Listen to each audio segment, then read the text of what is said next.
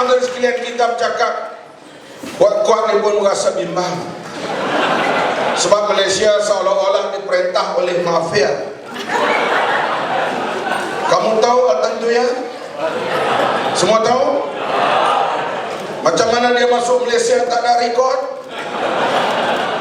Sedangkan Tony Puan nak keluar negara tak boleh. Kita buka, dia tak boleh keluar. Banyak kita panggil dia untuk ceramah. Rapidi Ramli pun tak boleh keluar kan? Boleh dah sekarang. Tapi Atantuya boleh masuk ke Malaysia, tak ada rekod. Dengan harapan bila dia dibunuh, tidak tahu dia hilang di Malaysia. Tapi orang yang membunuh itu sekarang berada di Australia. Apa tujuan dia membunuh? Tak tahu. Tidak tahu. Nobody knows. Sebab mahkamah tidak establish motif pembunuhan. Tak berapa lepas itu CEO M-Bank pula dibunuh. Sampai sekarang tak dibicarakan lagi. Lepas itu timbalan pengarah custom dibunuh di Putrajaya. Tak tahu siapa bunuh dan macam mana rekodnya, macam mana kejadian itu. Dan baru-baru ini pula di PP, apa nama tu? Kebek Mores dibunuh, jumpa dalam tongkram. Artinya sekarang ini kita dah rasa bimbang. Kita ada kerajaan atau kita diperintah oleh mafia. Ketua Polis Negara mesti tugasnya mengembalikan confidence rakyat Malaysia. Ini perkara besar. Jangan gambar Najib dipijak, dia kata ini bukan budaya kita, kita mesti bertindak. Tak apa, bertindaklah, tangkaplah, dakwalah. Tapi lebih kita bimbang sekarang ini pembunuhan demi pembunuhan terhadap bangsa.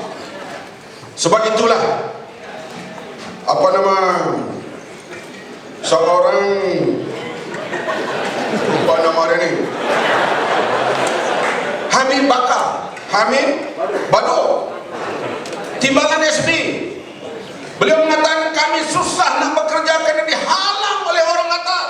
Dan dia kata semua pegawai kerajaan nak berani bertindak sekarang ini, dedahkan segala bentuk penyelewengan. Siapa cakap? Bukan Tok Mulu Kampung, timbalan Special Branch Malaysia.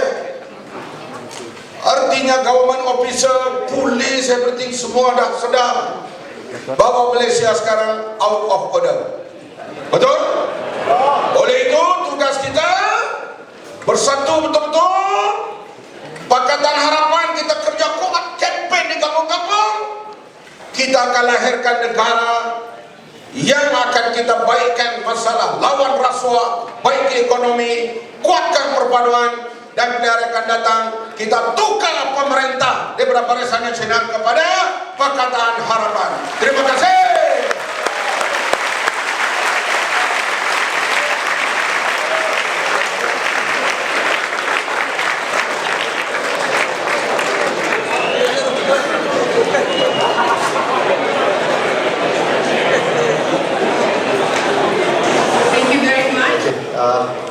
It's very interesting from up here. I could see. I think that's enough. I could see that everybody is still.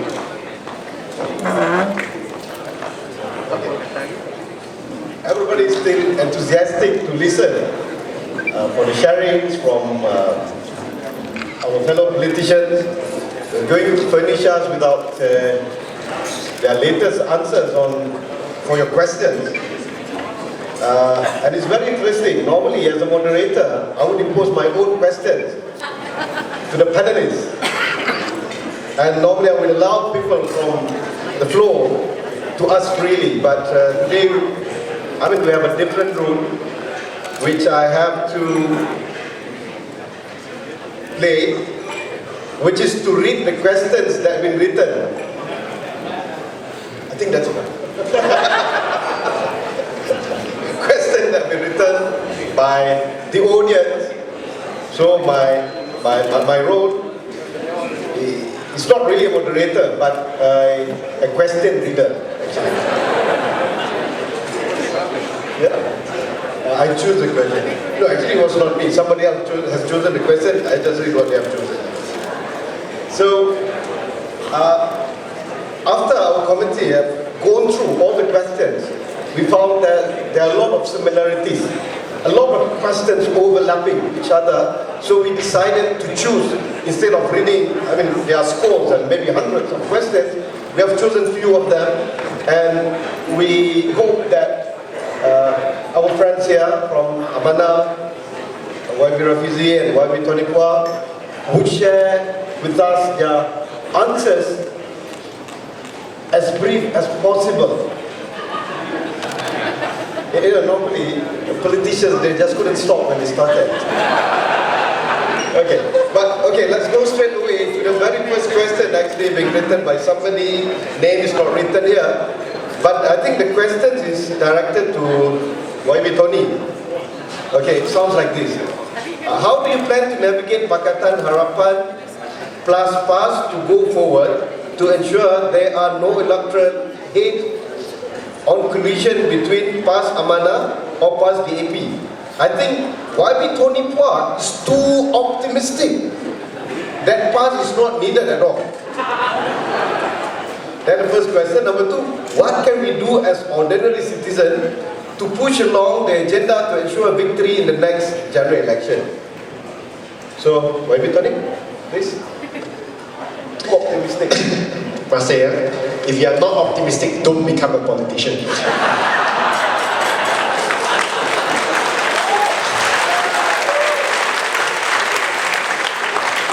Very depressing, otherwise. Cannot go Sarawak, cannot go out of the country, prospect of going to jail. The question is actually very simple. Are we able to get along with us? A very simple question. Are we able to get along with us? If we are not able to get along with PAS, if you don't think that PAS will ever change the way they act, and given that all the leaders we supported in PAS have left PAS, what's there left to talk to PAS about? There's no question that PAS won't have their remnant supports. There's no question about that. But that is today. That is today. Now that will change in 2 years if Pakatan Harapan can get our act together and sell our vision to the whole country. And that's what we need to do. Now I believe that the views and the policies and the principles that the three parties, PKR, DAP and Amanah, can put together will be able to convince those who are on the fence, those who previously supported PAS, to come on board to support the new coalition. Now let us not also look down on the men on the street. The men on the street, when they give their vote, they want to give to a party that can make a difference. They don't want to waste their votes. Now come election time, assuming we cannot get on some form of electoral pact together, the best thing to do is we are able to settle on some electoral pact, as Rafizi has always said, whereby we avoid three-corner fights if possible. Now in the event that we are unable to avoid three-corner fights, as the voter, you have a choice of Barisan Nasional, you have a choice of PAS, and you have a choice of Pakatan Harapan. If you are anti-Barisan Nasional, you want to bring down Barisan Nasional, what is the logical choice of party that you vote for? Pakatan Harapan. Any party that is Pakatan Harapan. Because you know that only Pakatan Harapan have a chance of beating BN in Putrajaya. PAS, if you vote for them, even if they win that seat, will not be able to win in Putrajaya.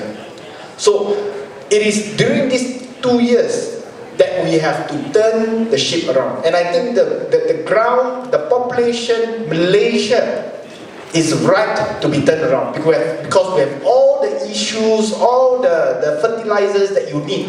1 MDB lah, 2.6 billion lah, everything you can talk about, FLDA lah, everything you can talk about to make this happen. So we need to work, there's no question about it. It is not a given that it will happen, but I believe that the potential, the later potential, the ground is fertile for Pakatan Harapan to take over, and that past may not be relevant anymore in the years down the road. Thank you. Okay, the second question, I think I would dedicate this question to Dr. Mujahid. Oh, the question is interesting.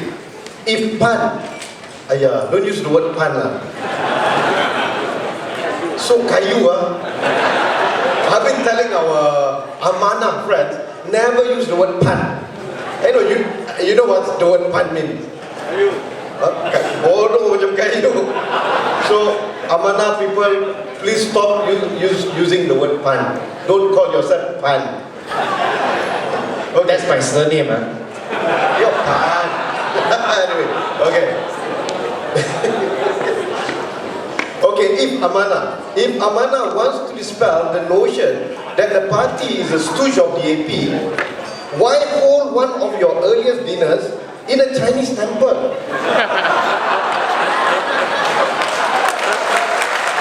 Okay, Dr. Mujahid, please.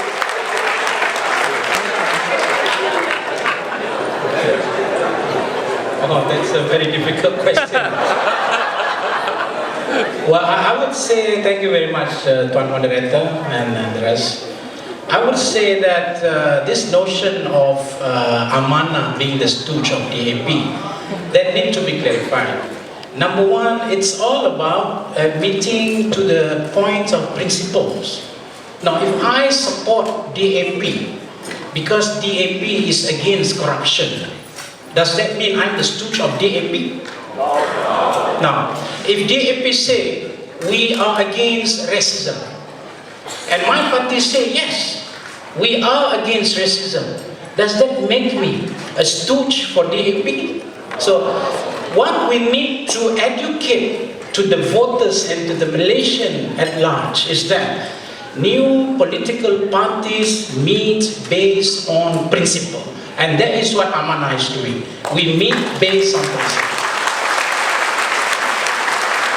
So if we organize a dinner in a Chinese temple, does that not make me a stooge for the Chinese?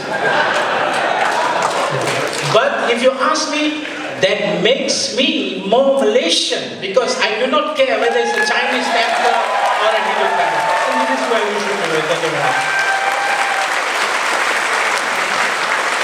Okay, the following question is directed to PKR, Rafizi lah. Okay. We have heard that the door for PAS to join Pakatan Harapan is still open. Hey, what's the problem with Husband Ali?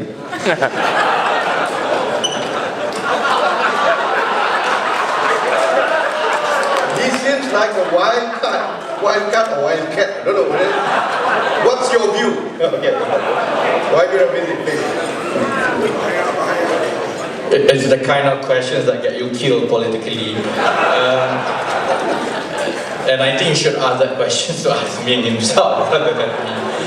No, I think this has been explained very consistently that we need to build as broad a coalition as possible, provided that any member or prospective member in the future who wants to join Pakatan Harapan must conform and subscribe to a coalition agreement with specifics spelled out.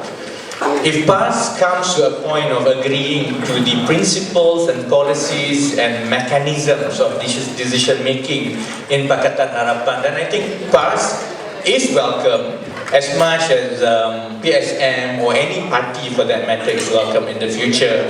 Even MCA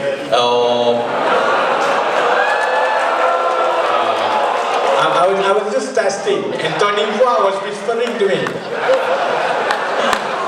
So I think it was Tony's idea. It was Tony's idea. And And I think if we are serious about getting rid of Barisan Nasional and the current system, then we must also be serious about trying to be as inclusive as possible, provided you hold on steadfastly on the principles. And I think that has been the PKR's position all along. I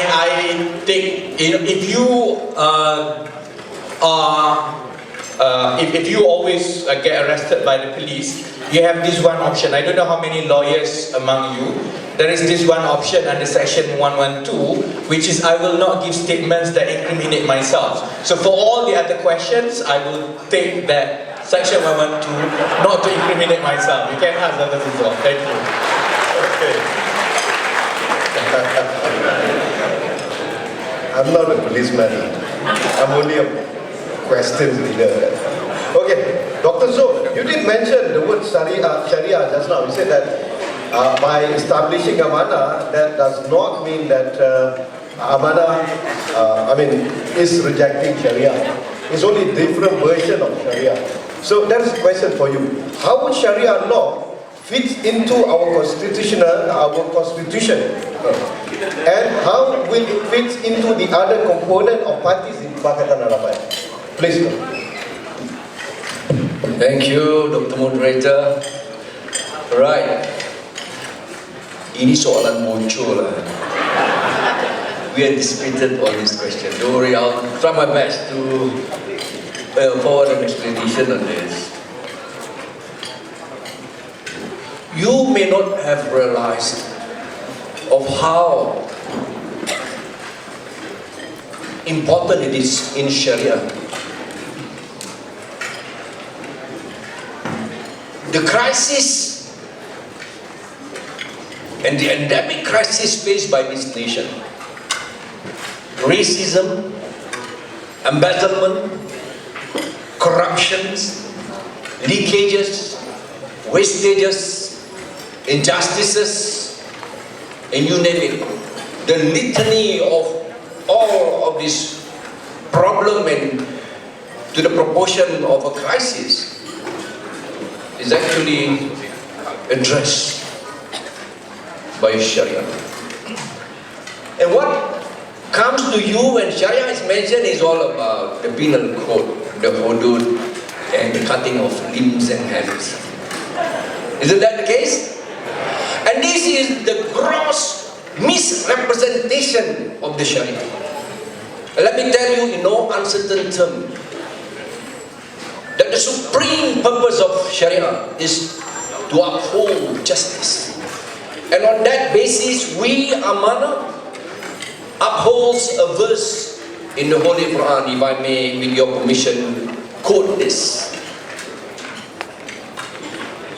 Ya ayyuhallazina amanu kunu qawwamina lillahi syuhada'a bil qist wa la yajrimannakum shana'anu qawmin ala an la ta'dilu i'dilu huwa aqrabu lit taqwa. To the end of the verse, the translation of which is, O you who believe, stand up to be the torch bearers of justice in the name of your Lord, and let not your hatred and enmity with any race, with any cow, with any tribes, with any party, with any section of the people make you unable to establish justice. On the contrary, God says, "I'dilu," stand unto justice, for that is aqrabu lit taqwa, is near to piety and God-fearing, or God righteousness. So friends, tonight I will have the opportunity to tell you in very certain and categorical term that when Amanah places itself that it upholds and honor Islam, it is this Sharia, the Sharia that has been sent unto the Prophet Muhammad as the rahmatan lil alamin, a blessing unto all mankind, to the entire universe. gross misrepresentation of, unfortunately, Muslims that have come to reduce Sharia to only the penal code or the hudud. And this problem of racism, embezzlement, corruption, leakages, wastages and injustice are all addressed by the Sharia. And for this matter, we want to tell you that our priority in our struggle, in our political struggle, in advocating our programs and principles is to achieve a better Malaysia through addressing all this litany of social injustices, economic injustices, political injustices. So, in that sense, we, Amanah, fits in nicely with the common policy framework of our friends in now Pakatan Harapan. And we hope, I know some of you may say, you are good people, why don't you remain Muslim and put Islam aside? I always tell them this. If you ask us to struggle without our Islamic principle that I've laid down to you, we will maybe even worse than UMNO. So let you support us based on our conviction that Islam is going to be a blessing unto all, justice unto all, and everyone akan merasa selamat dan damai dengan Islam yang kami bawa. The inclusive Islam, the progressive Islam, the Islam that will contextualize to our peculiarities of this multiracial society, multicultural society. And I promise you, this is the political Islam that is unique to one that is now strived or upheld by Rashid Ghannouchi in Tunisia and Erdogan in Turkey. And we want to pattern our struggle according to this best practice of political Islam. I thank you. Thank you, Dr. Zul. And I think this question is dedicated to YB Khalid. Okay, most members of this new party were formerly from PAS. What action will you take to give us non-Muslim voters the confidence that you will not eventually become another PAS? Okay, YB Khalid. Okay, thank you. Actually, I came just to eat. Yeah, but nothing is for free, right? Anyway, I think the best proof of our commitment to the principles of justice, as what was espoused by Dr. Zul, is best shown by our willingness to leave PAS. I've been in PAS since 1983. That means I've been in PAS for 32 years. And I've gone through a lot with PAS. I was detained under the ISA. I was beaten by the police during demonstrations. One of my arm, left hand, was swollen for about a week. Bersih too, I got hit by a tear gas canister at the back of my head. I had 6 stitches, bleeding. Right? And we played a very pivotal role in taking PAS, which was originally a rather traditional party, into the mainstream politics of Malaysia. Right? And the moment PAS, or the leadership as we understood it, went back on their words. Yeah? No longer upholding the promises of the partnership, actually betraying the other component parties, and no longer being as inclusive. So we left PAS, knowing very well, as what Mat Sabu used to say in his dramas, we're going from a poor party to an even poorer party. So I mean, leaving PAS is not easy, and we would not do it if not for the fact that we are committed to the very principles upon which Pakatan Harapan is to be built. So, if in the end, after doing all this, then suddenly we were ourselves to behave like PAS, I mean, then our sacrifice that we are undertaking when we leave PAS obviously would be meaningless. I mean, it's not easy. I mean, when Amanah, we wanted to form the party, PAS only had to handle the attacks from UMNO. But when we form Amanah Negara, we have to face the attacks from UMNO and from PAS. Yeah. So, I mean, it's very difficult, but Alhamdulillah, all praise be to God, we have managed to establish and launch Amanah Negara, and we have managed to launch Pakatan Harapan as a new hope for the rakyat. Thank you. Okay, thank you, Wali Khalid. I think we will try, if I don't direct this question to the closest person to me, not only sitting beside me, but also both of us, we came from Johor and Bonito. Oh, we have a lot of Johorian here. Oh, Johor juga, yeah. So everybody is Johorian. Johor conspiracy. Okay, so Haji Salamuddin, it's a very interesting question. Why would the majority of Malays find Parti Amanah Negara or Amanah attractive? Okay. Thank you very much. I hope that this question killing me softly. Why most of the Malays feel comfortable to Amanah? One factor because of me.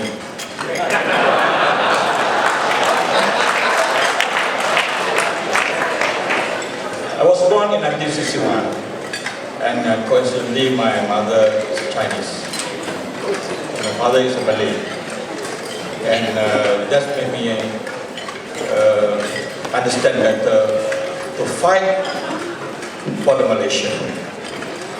And this is very important, that in Amanah there is a few principles that we have to fulfill. Our struggle not only to replace PAS, but to understand that and self-assurance that we have to bring Islam as a religion and the teaching of Islam to fight injustice, combating corruption, and also the most important thing that we have to strengthen our role in Pakatan Harapan. And this means that to our struggle in Amanah, this is why we are here today. We are victims that we feel in our past, and we are here today to peace and to have sort of assurance that in Amanah we will fight for the betterment of Malaysia, and we will have to give an assurance to our colleagues in Pakatan Harapan, to DAP, to PKR, that we will fight for the betterment of Malaysia. Thank you very much.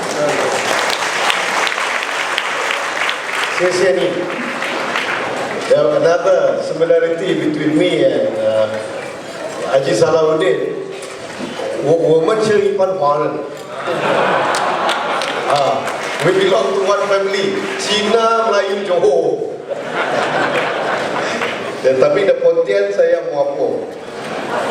Okay, I think this question should be directed to Dr. Maria.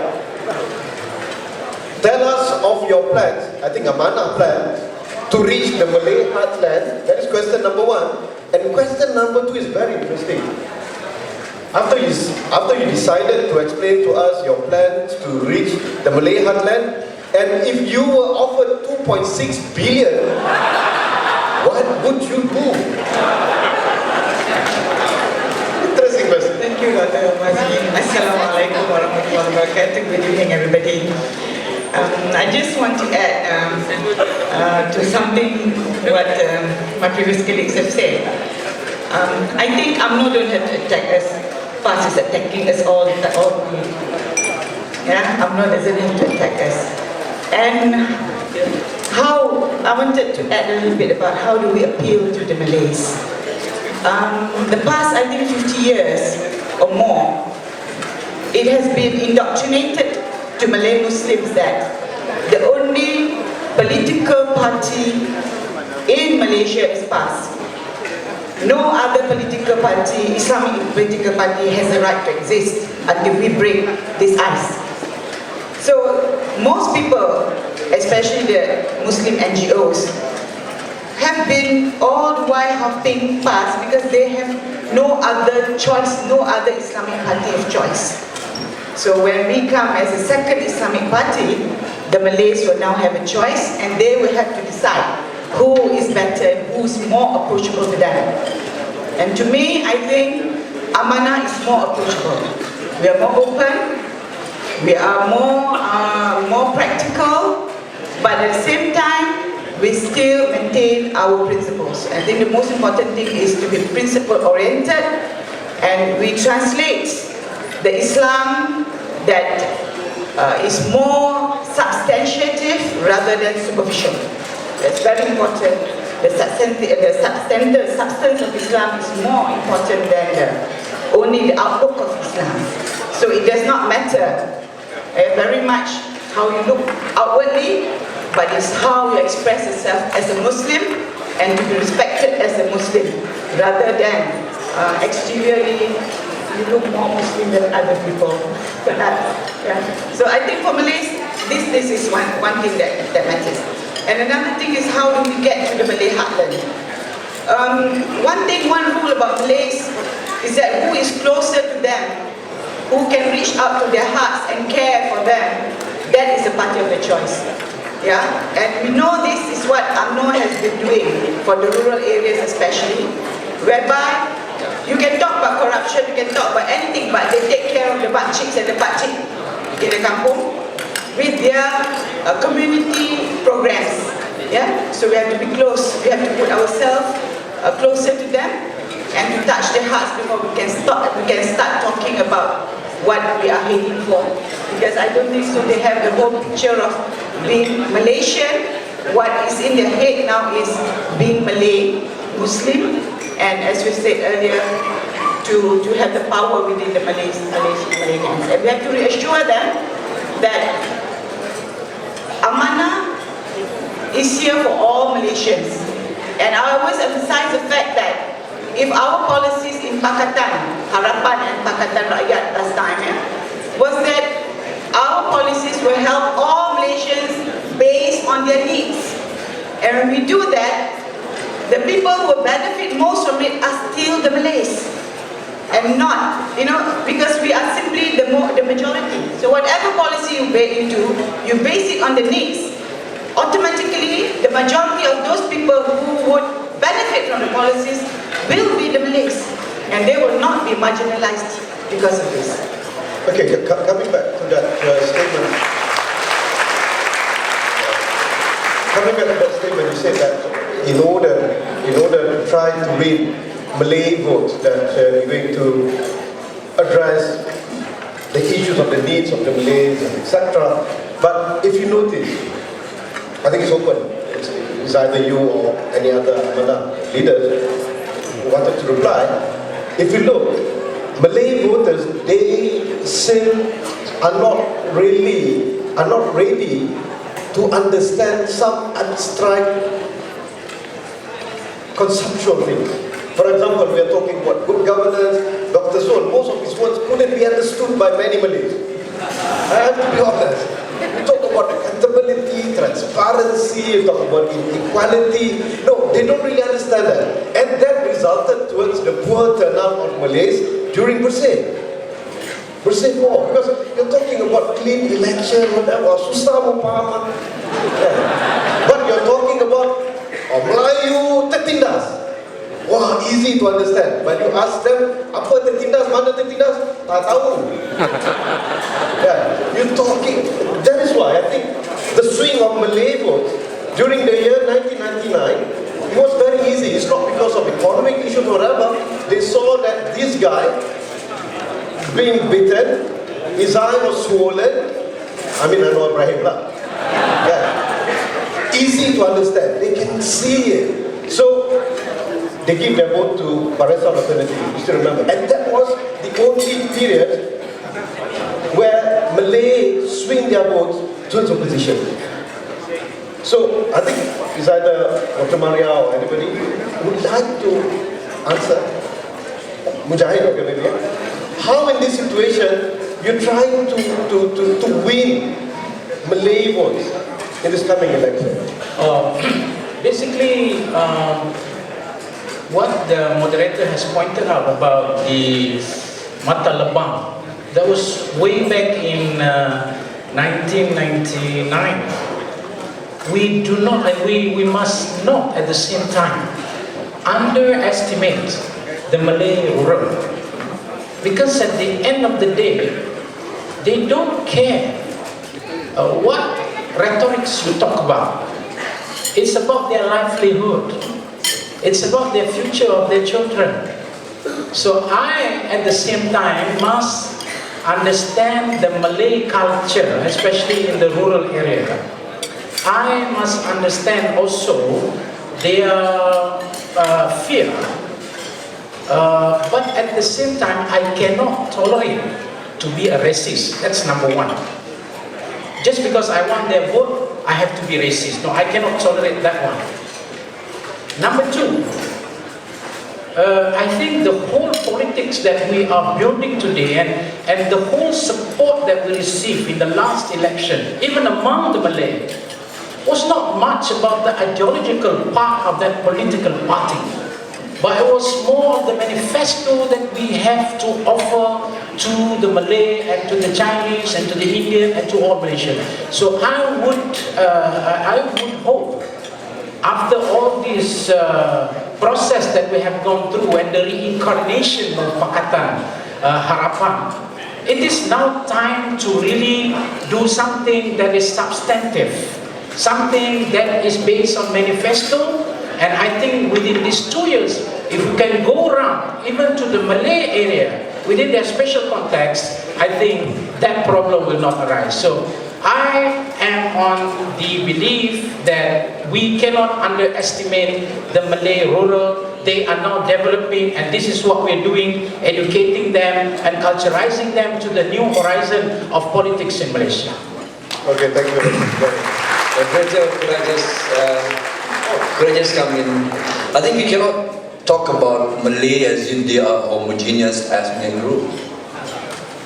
Even you talk about the rural Malays, I think the moderator would have to hear me talking in the dialect of Rembau and Negeri Sembilan, talking in the ceramah dalam bahasa orang Rembau.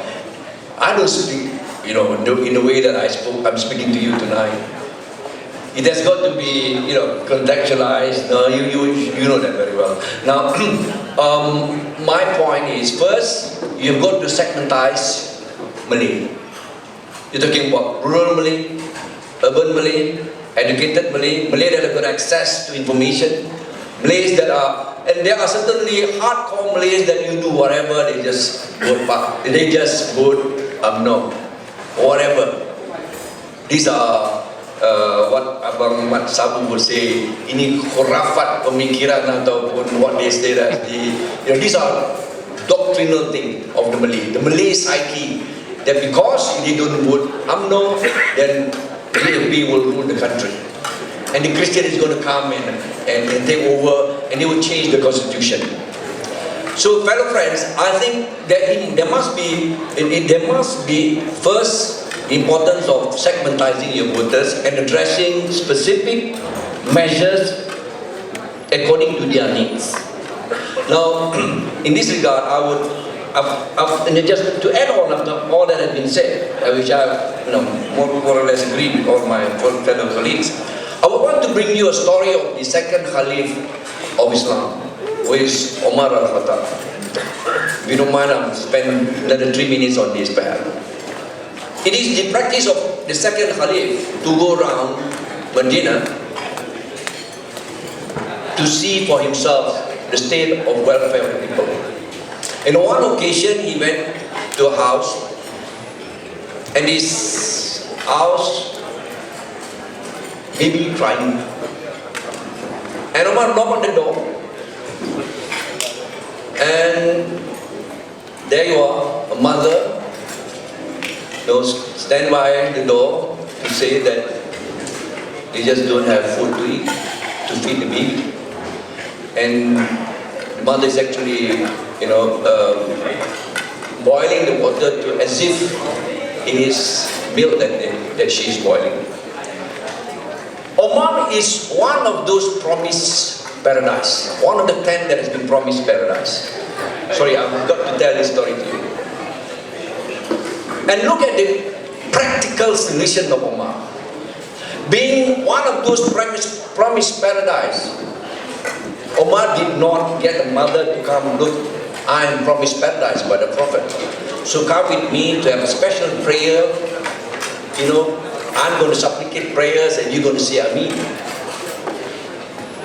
That should have been the solution of a spiritual leader of Omar who is promised paradise. And his words and his prayers are immediately answered by heaven, by God Almighty. But Omar, true to his leadership, of an Islamic leadership, did not get the mother to pray with him. But instead went back and gave cereal and milk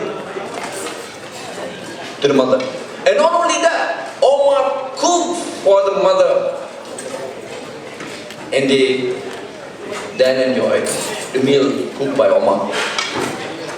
Now, this is a point that I would like to stress on solutions that are practical, solutions that immediately get engaged with, especially, as you said, the rural areas.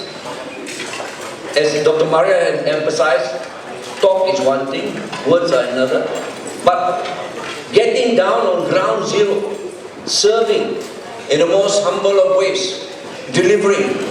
Of course you cannot beat them because they have a lot more money, but the fact that this is what the embodiment of Islamic principles and teaching. Come with leaders getting down to meet and serve the constituencies and the rakyat. And I think Amanah, we want to make sure that we just not only talk big words, big Islam, but more importantly, we deliver through the example shown by Omar. Prayer is one thing, but delivering justice, delivering solutions to the people, I think that is what will cause the rural Malays and all Malays to believe that we are a competent, capable group that could bring about change, especially to the Malays that are looking at us.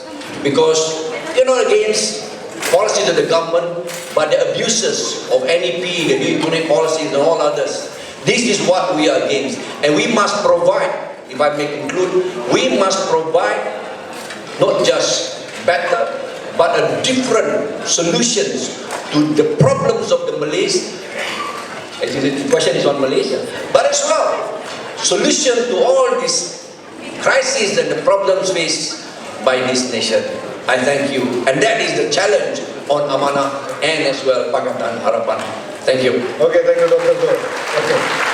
I was expecting that they would, any of them would reply to the question by saying that, yes, some Malays, some rural Malays may not be able to understand some, big issues or, abstract conceptual things. But definitely, any Malays, whether they're in Bangsa or they're living in Stengan or living in Tanah Merah, in rural areas, they would understand these three symbols. Number one is a wig, a hair of this lady X, and number two, her handbag, and number three, her ring. Even Chinese can understand.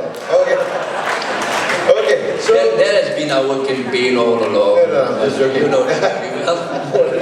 Okay. Anyway. Okay. This question is for Tony, for YB Tony.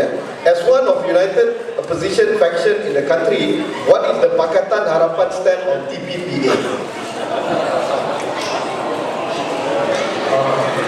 Trans-Pacific Partnership Agreement. The answer is actually very short. If you have read the papers, if you have read the internet, whether in Malaysia, in South Korea, in US, or many other countries, the opinions on TPPA is wide and varied. Some are supportive, some are against, and some don't know what to think. For Pakatan Harapan, we have not established a position as yet on TPPA for a very simple reason. Okay, many leaders have expressed their views, but we have not established a position for a very simple reason. We don't have the agreement.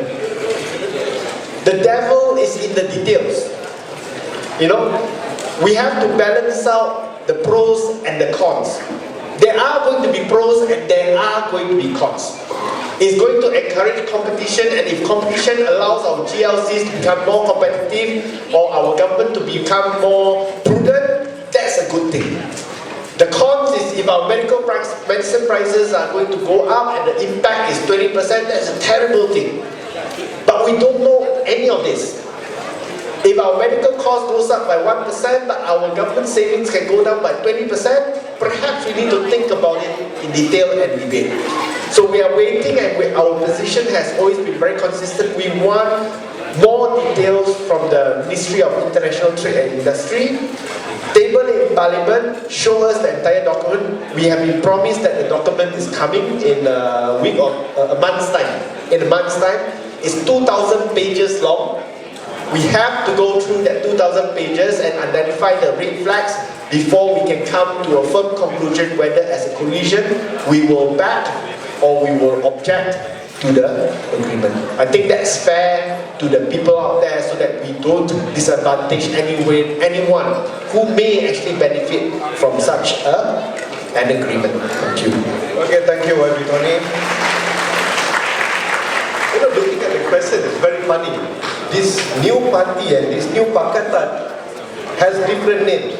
If you notice as your question papers stated, Pakatan Amanah Negara Fundraising. There is no such thing as Pakatan Amanah Negara. There is Parti Amanah Negara. And there is one question asking, Harapan Amanah.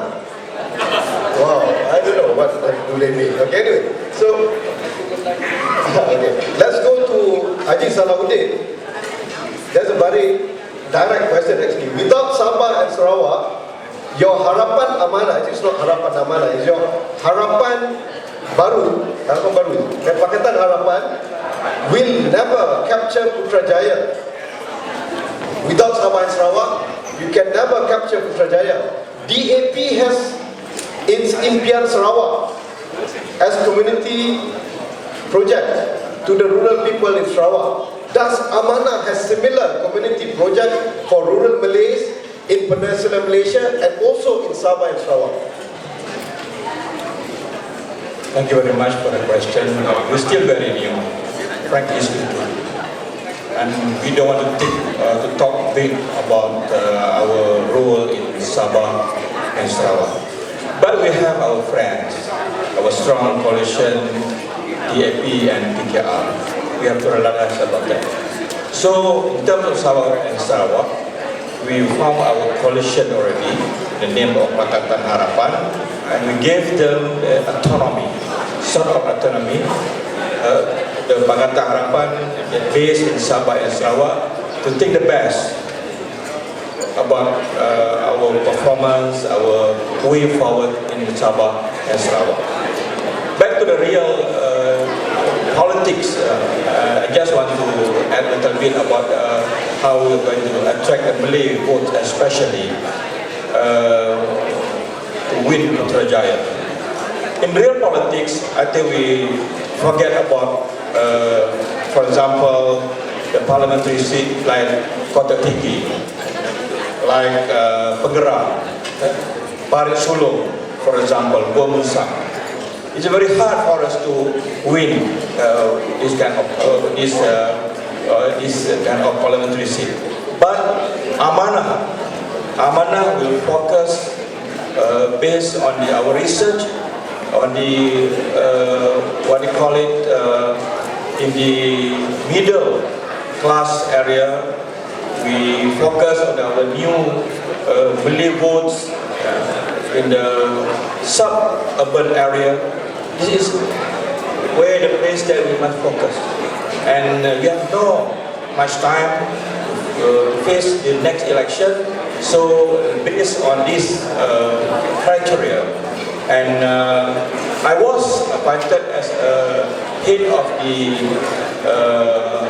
the postmortem in my previous party, and statistically there is about 40 parliamentary seats that we lost with a very slim majority.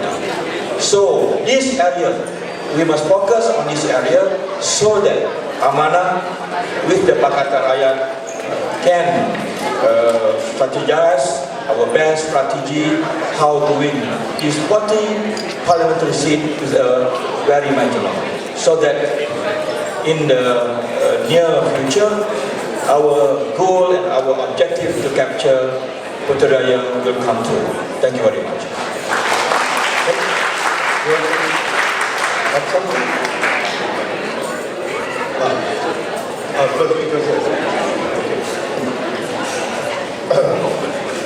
Okay, which one is better? Actually, it's for when we get it. Having Najib being the Prime Minister until the next election, or Najib step down and we are having a new Prime Minister. Which situation is best for Pakatan Harapan?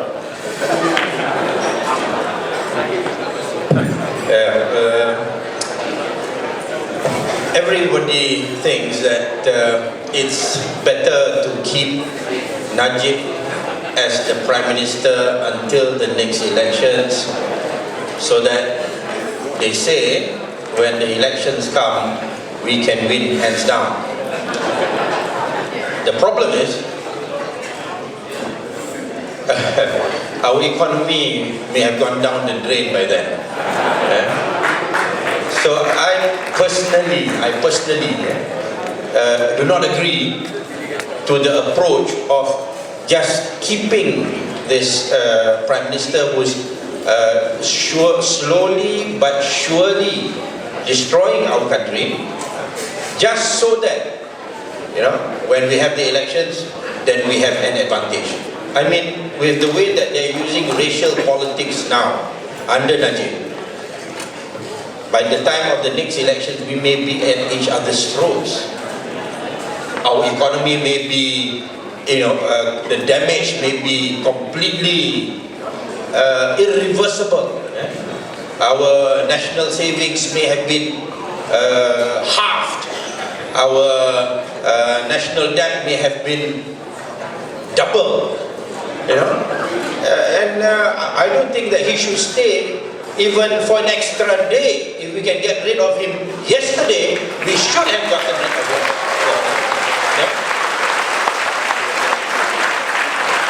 Secondly, I'd just like to add on about this Malay thing lah.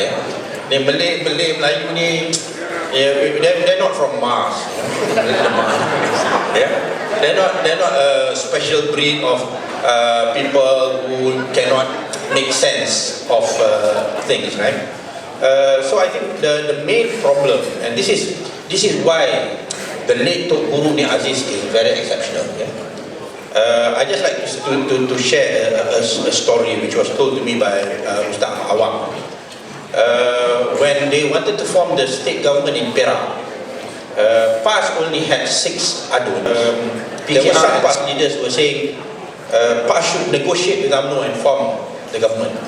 Because if you form a government with Pakatan Rakyat at that time, then PAS is a minority, majority is the DAP, totally dominate the state government.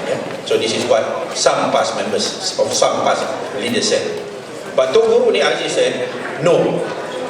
He told Ustaz Ahmad Awam, you form a Pakatan Rakyat state government even if the Menteri Besarship is not given to PAS. To that extent.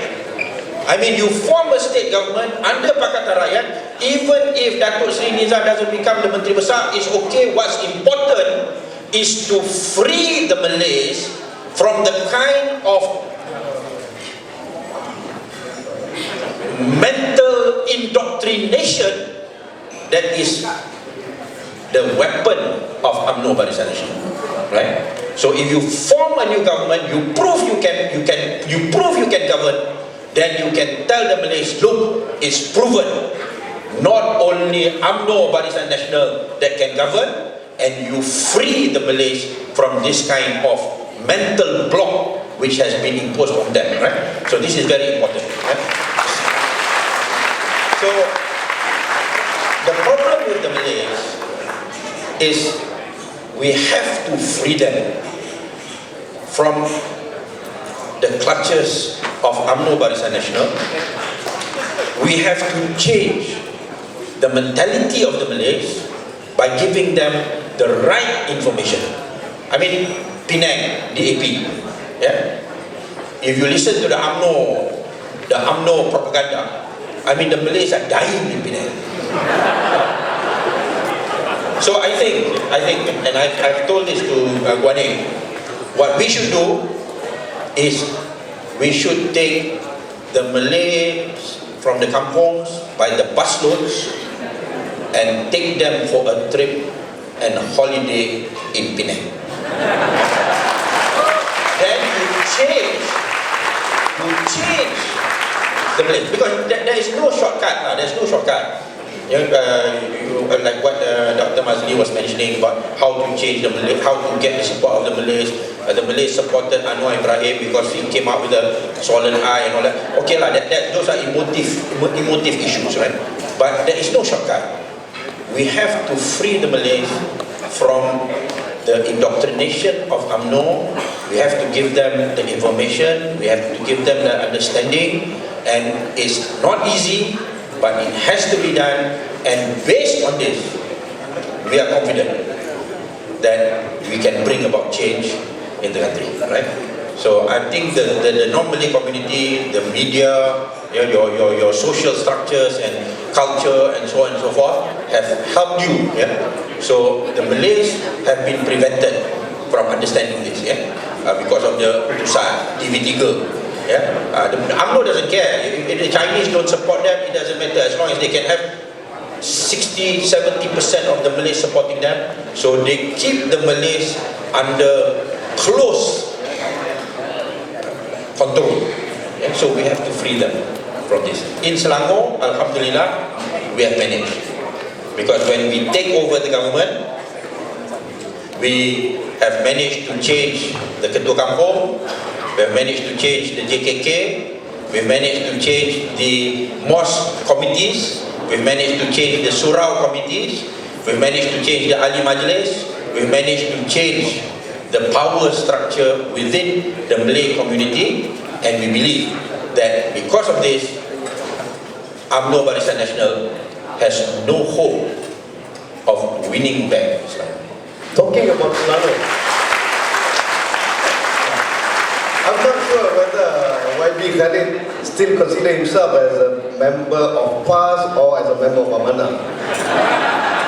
Talking about Selangor, the reality of Selangor, if you discount PAS, it will lead to the fate of Iraq. So how do you see the relation with PAS in Selangor government, in the context of Pakatan Harapan, without PAS? How, I don't know, how to play with that? I think this is Azmin's dilemma, not my dilemma. I'm quite clear. I'm quite clear that irrespective of whether PAS is with Pakatan Harapan or otherwise, yeah, in the next general election, if in this next 1 or 2 years we use this period constructively, then the next election UMNO will still not be able to find the door in. Right? Why? Because it's not because the Selangorian, the Malay Selangorians, they've lived under Pakatan Rakyat and they've seen that we can perform, right? And we can deliver, right? Should I be looking at you or should I be looking at the? I should be looking. The question came from him, right? So if I'm very certain the Selangorian Malays will vote for those who will form the government in Selangor. Yeah? Not just for the sake of voting for PAS, knowing that PAS cannot form the government if they're not with Pakatan Rakyat. They want the Pakatan government to remain. Yeah? Pakatan Harapan. Pakatan. To confuse you. Okay, I think this one last question is dedicated to Rafizi. Okay. Is Pakatan Harapan going to agree to seat allocation amongst the component parties early that the parties can get going? And how to prevent the wave fights and how to prevent three-way fights during the coming election where PAS plays spoiler just to benefit PN? I think it has to be a two-way process, and it is also a parallel two-way process, because I think Amanah will find it quite difficult as it is to find seats to stand.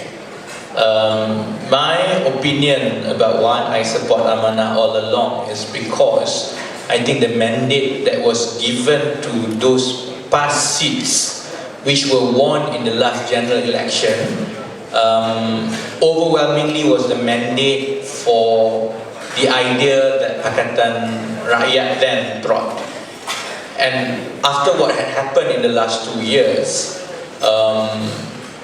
I have reservation that if PAS continues to field candidates in those seats, take Kota Raja, Dr. Siti Mariah's seat for example, I have doubts that the non-Malays will give the overwhelming support to the PAS candidate as they had given previously to Yang Berhormat Dr. Siti Mariah. In that situation, we will end up with PAS standing in all these mid seats with significant non-Malay votes, especially in the West Coast, only for the sake of standing but not winning. If we were in the 80s, I don't think that matters because it will not have any impact on national politics and national life. But in a situation where you are only short of 10 seats from taking over Putrajaya, every single seat matters, and we must be able to fill the party or the candidates who have the highest chance of winning those seats. In that situation, obviously I think candidates from Amanah will be in a better position to win those seats compared to past seats. So the first premise, which is already problematic to begin with, is that realistically speaking, Amanah will have to stand in some key seats which was previously won on past tickets. Okay, this is where we will have problems because PAS is not in the coalition.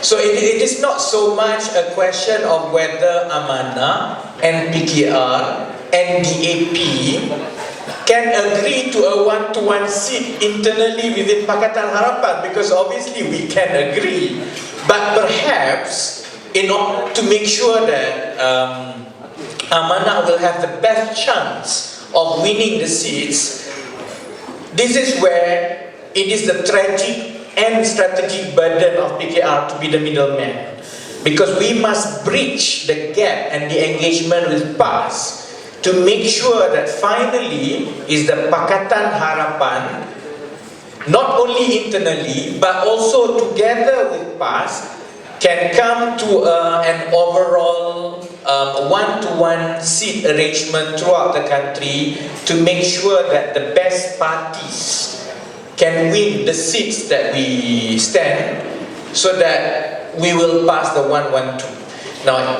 if you ask whether that can be done immediately, in principle, I think we can do it immediately. But in a much the same way, how is TPP to the country? Negotiating seats is also like that. The devil is in the details. I will agree to a one-to-one seat in principle, but if Tony Pua wants to come and take my pandan seats, I will say over my dead body.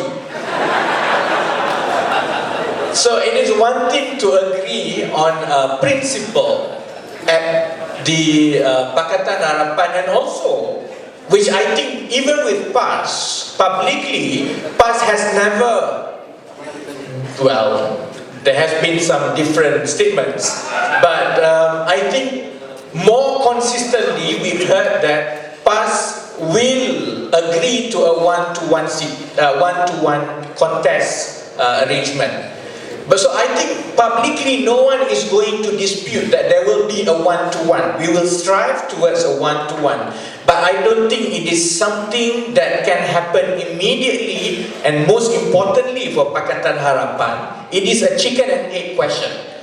You can't be talking about a one-to-one and governing Putrajaya when people have not seen you providing enough leadership in this time of crisis. Likewise, it is very difficult for us to discuss with PAS on the winnability of our parties when we haven't started doing anything. Obviously, PAS will say, I'm stronger here. DAP will say, they are also strong there. Amanah will say, they are strong there. MPK will say, we are the strongest there. So you will not get any agreement. You can only arrive at a realistic compromise along the way when enough work has been done on the ground over time, so that a more realistic and pragmatic compromise can be reached, that if PAS cannot win Kota Raja, then it is fair for the rakyat to allow Amanah to stand in Kota Raja in exchange for a few other arrangements. This is a work in progress. So I appeal to you, it's not going to be easy. This is the kind of backroom negotiation that takes months and maybe a year leading towards the general election. And my experience in the last general election is that a few contentious seats will only agree a few days or even one day before the nomination. That's just the reality of political parties. So I think that's why it is important. Certain things have to take place first. We must be able to provide the leadership to the country so that the public knows what they are getting for when they support Pakatan. At the same time, this is my appeal to you. We cannot burn bridges with PAS, because we still have to talk to them. Because not talking to them and burning the bridge with them is basically an assured way of going into a mutually assured destructive election for all the parties. It's a loss for all, except for the AP maybe, you know. But it's a loss for PKR, for Amanah and PAS. And it's not so much about seats or power. It is about our betrayal of the hope that the rakyat has put to the opposition coalition yet again. So that's the tragic and strategic burden that I hope PKR can navigate in the next 1 or 2 years. But what we need to happen first, there must be a strong leadership from the opposition bloc. Otherwise, we can forget about all these seats arrangement. We will surely lose if we don't have a strong leadership from today onwards. Thank you very much. Okay. Thank you, and thank you all the panelists for their beautiful and enlightening answers. And hopefully, with their answers, it has opened our eyes and broadened our horizon to look to the future of the position and to the future of our country. A big round of applause to all the panelists. And also thank you to the audience and the organizers for organizing this beautiful night and delicious meal that we had just now. A big round of applause to the organizers. And by that, I'm giving back officially. Just 1 minute, on behalf of Amanah, on behalf of Satu, Amanah, like to thank you all for your support. And we will fight for you, for the Malaysian, in the next election. And thank you very much. We love you all.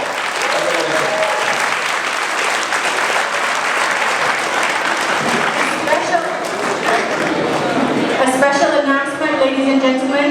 The collections tonight, just from the donations, the boxes that was going around, may I share with you the figure?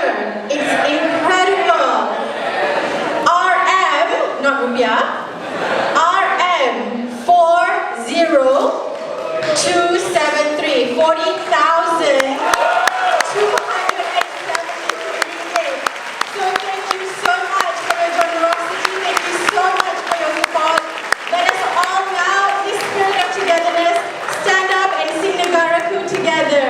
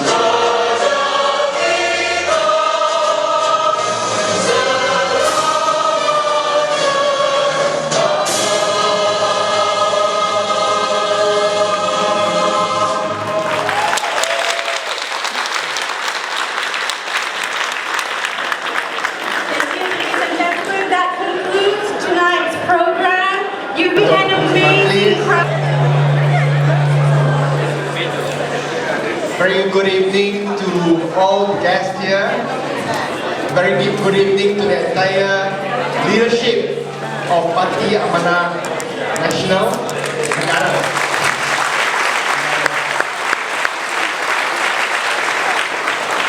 Salam sejahtera, selamat malam, salam upah, salam bersih.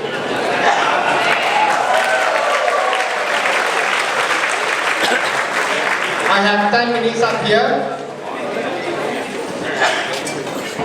and I think the key message that I want to bring tonight is the necessity and urgency for the new political coalition Pakatan Harapan to move forward to set up a new agenda to take on Barisan Nasional, so that in 2.5 years' time come 2018, the next general election, we are ready to bring down Barisan Nasional.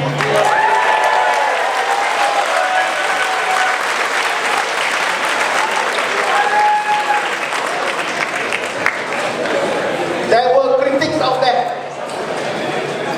Setting up Pakatan Harapan was not an easy task. You would not have imagined that forming a new coalition to fight Barisan Nasional, and we would have thought it was immediate and easy thing, a straightforward thing, something that should be done not yesterday, not 2 weeks ago, but perhaps even 3 months ago. But there are concerns. There are concerns and there are challenges that we are facing, because there are many, whether within the political parties or without among some of the NGOs, that we have been too hasty to set up Pakatan Harapan. We are too hasty. Apparently one reason is because we don't have an agenda in place.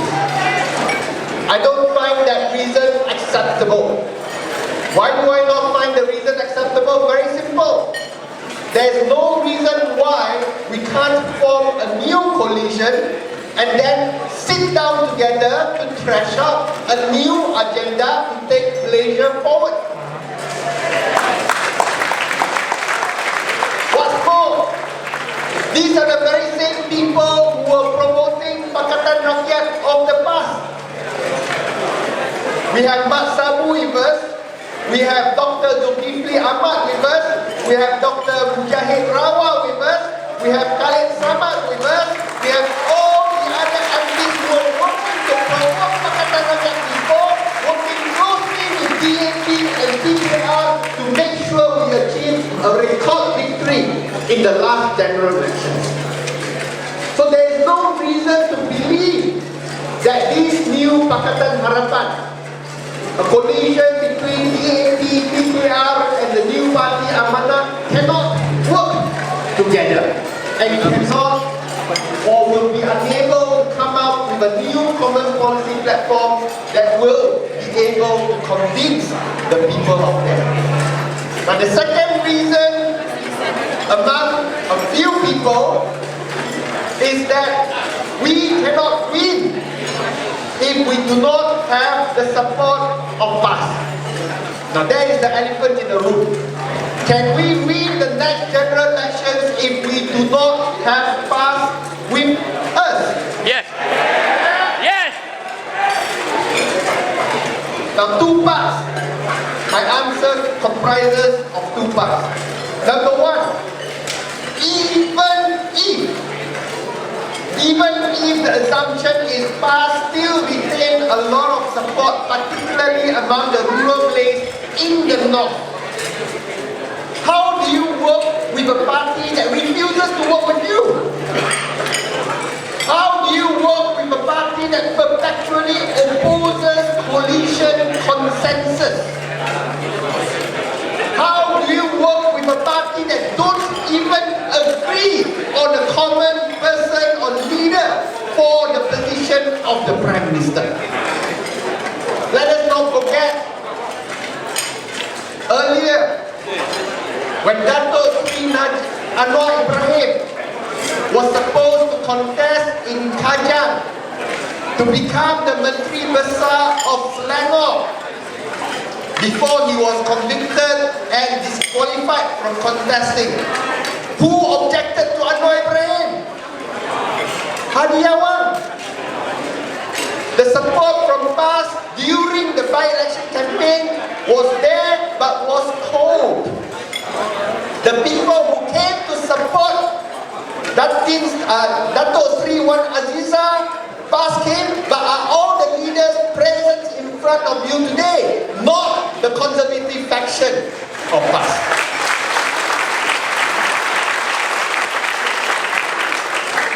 When Dato' Sri Wan Aziza was nominated by Pakatan Rakyat as the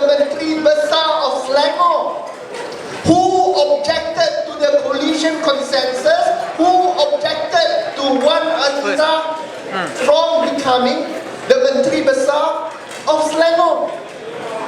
Hadi Awang, and if Hadi Awang's word is the word of PAS, then PAS objected to Wan Azizah from becoming the Menteri Besar of Selangor. Now can you imagine, Wan Azizah is the president of your coalition partner, and you tell the coalition partner president you don't qualify to be the MP of Selangor. What type of coalition partner is that?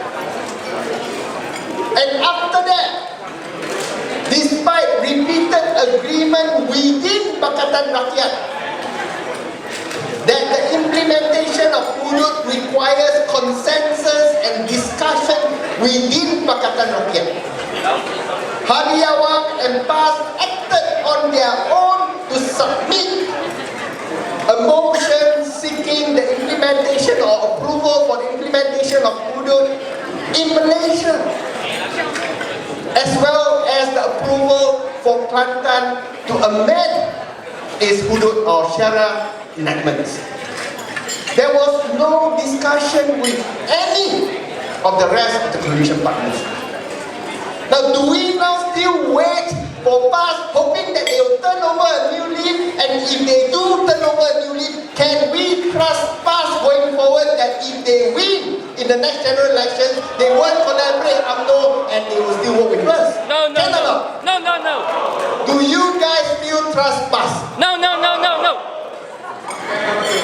Now, so given such a scenario, can we still wait and hang on and wait forever for PAS to come to us? Cannot. Now the next question is, then without PAS, can we still win? Let me tell you that we can. It's not easy, it is not given, but we can. Now PAS strength, if any, remains in the northern Malay belt of Peninsular Malaysia. Just in Kelantan, maybe in Terengganu, and perhaps in Kedah. And even then, they are losing control. If you go to Kelantan today, you will find that many people are no longer placing their faith in the past state government in Kelantan. We saw how the flood disaster was managed by the state government. In fact, during the flood disaster in Kelantan, there was no state government. And the people can see that. In the past, perhaps the shortcomings of the past state governments was covered up by Datuk Guru Nik Aziz. But Datuk Guru Nik Aziz is no more. There's no reason anymore for the people of Kelantan to keep faith with the past government. So even if PAS is with us, there's no assurance that they can deliver the votes that are necessary from the northern belt in Peninsular Malaysia. Second, where are the areas that we need to win in order to win the next general elections? They are in the southern belt of Peninsular Malaysia and of course Sabah and Sarawak. Sabah and Sarawak, I won't talk about it tonight, but in the southern belt of Peninsula. We are talking about winning more seats in Johor, in Melaka, in Negeri Sembilan, and even in Perak, so that we can win enough of the marginal seats to win Putrajaya in the next general elections. Now the question is PAS strong in these areas? I've taken part in a by-election in Johor, where PAS contested against UMNO. This is in Tentang. Tentang is in Wabis, Johor. What is the outcome of a PAS versus UMNO by-election? A Malay candidate versus a Malay candidate. PAS got 12% of the votes. 12%. So any perception that PAS on its own will be able to deliver us the is completely wrong. They cannot. If they can, you can ask about Ahmad later. How many times our candidates, the past candidates, have lost their deposits throughout Johor, despite contesting the most number of seats in Johor throughout the last 5 general elections. They keep losing their deposits. Johor Malays do not accept past brand of politics and religion. It's different. I come from Johor, I know. They are different. But what we have today is an alternative to past. A moderate face to Islamic politics. We have Amanah, comprising of leaders who are not seen as the ulama ideologues, who can be acceptable to the moderate Malays of Johor, Melaka, Negeri Sembilan, Selangor and Perak, perhaps even Pahang. And their role is not only to win the support that PAS had in these states, but also to win over the Malays who previously were strong supporters of UMNO, have been disillusioned by UMNO, but are willing to give Amanah a vote because they are not the PAS ideologues that they used to distrust.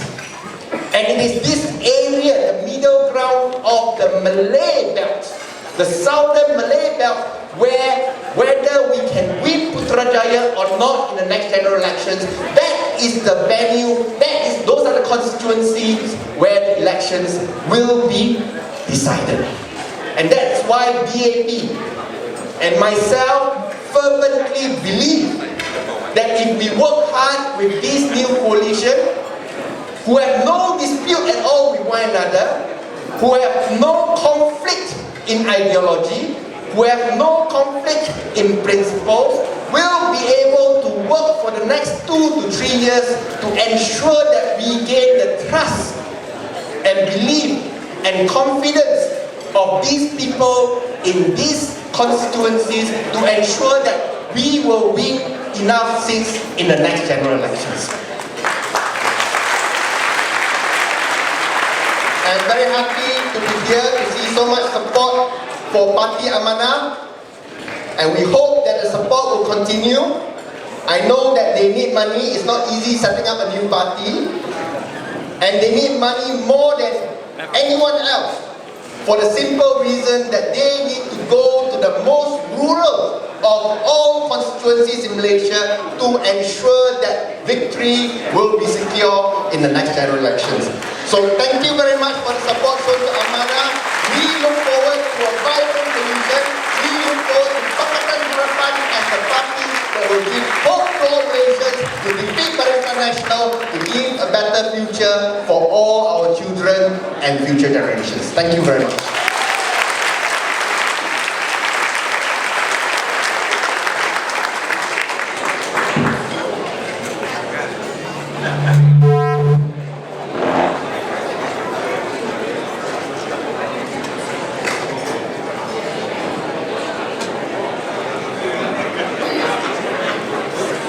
Thank you very much for being tuning in.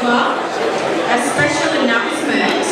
Tonight we have Mr. Keith Tuan Chai and his latest books, Unbelievably Stupid and Unbelievably Stupid 2. Our next guest speaker was previously Member of Parliament for Kuala Selangor. He's currently a member of Amanah Central Committee. He's smiling at me now. He knows it's his turn.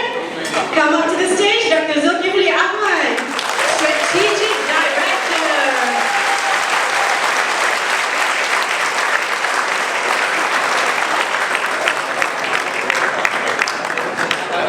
Just another reminder, you still have time to fill in the Q&A forms.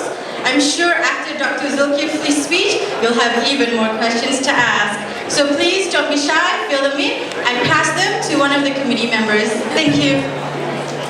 Thank you, Lady Chair.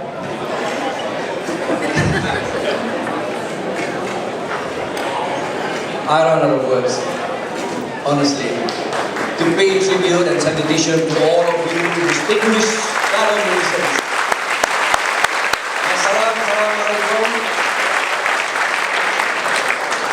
Assalamualaikum. Kewal Abinta Jabang Saham. Terima kasih. Thank you.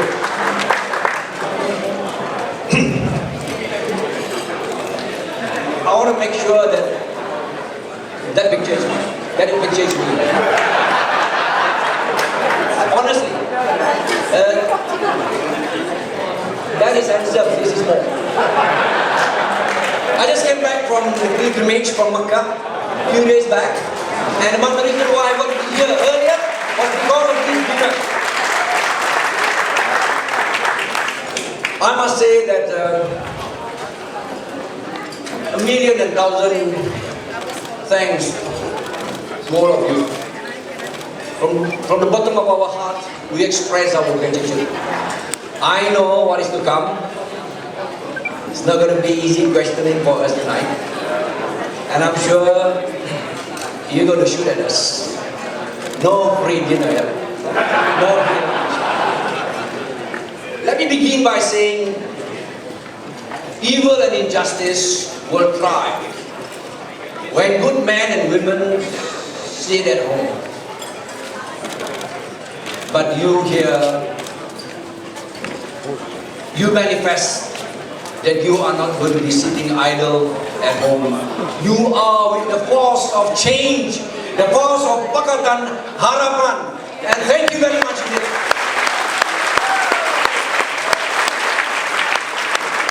When we lost in our party election, and they sort of ousted us en bloc. But truly, we have now come to realize it was truly blessing in disguise.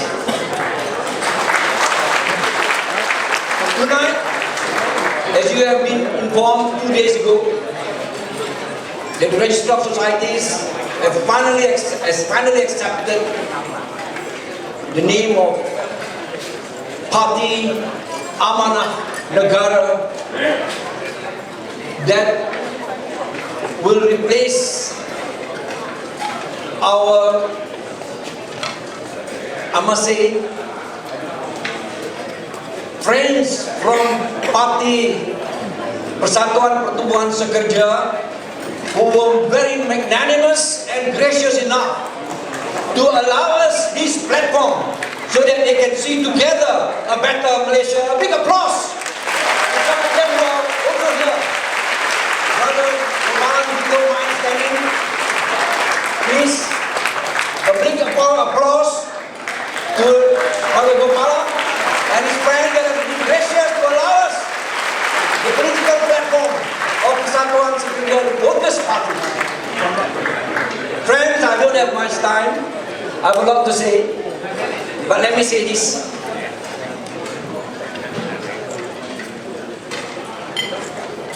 Yes, in many ways, we felt stifled by the former party that we were in.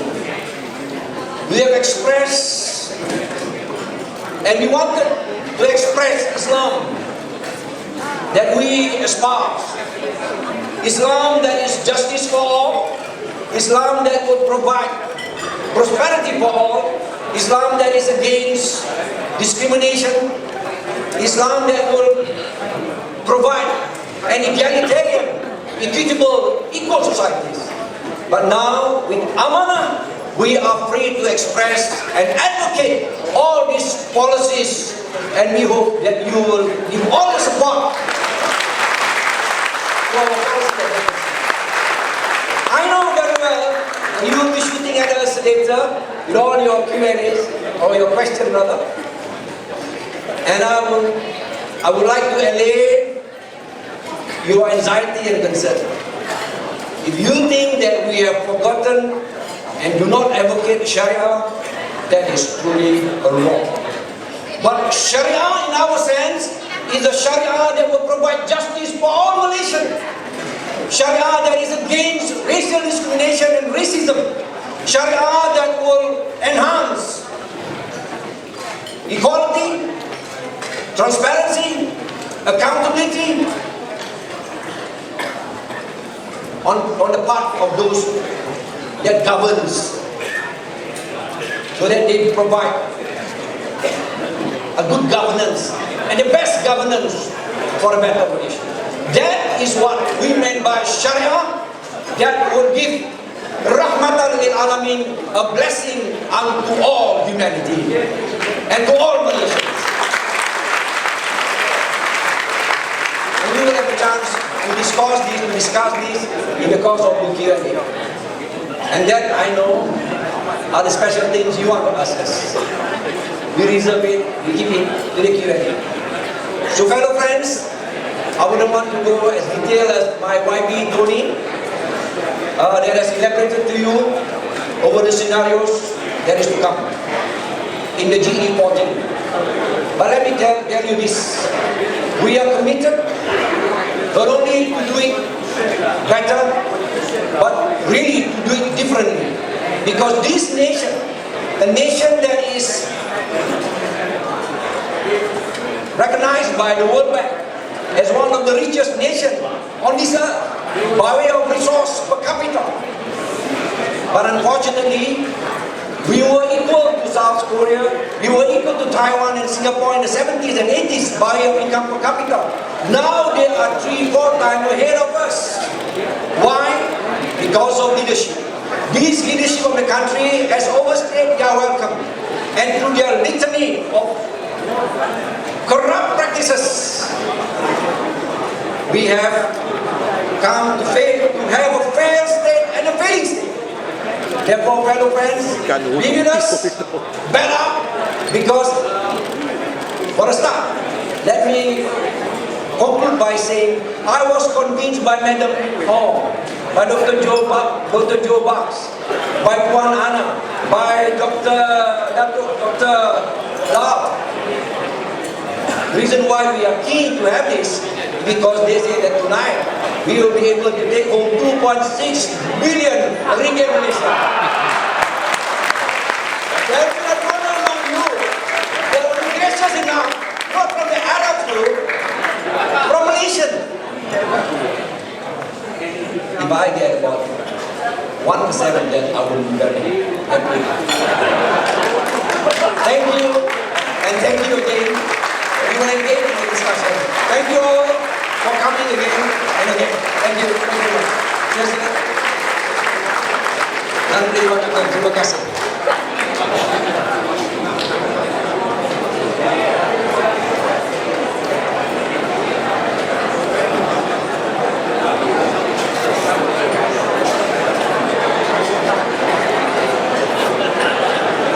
Thank you very much, Dr. Zulkifli Ahmad.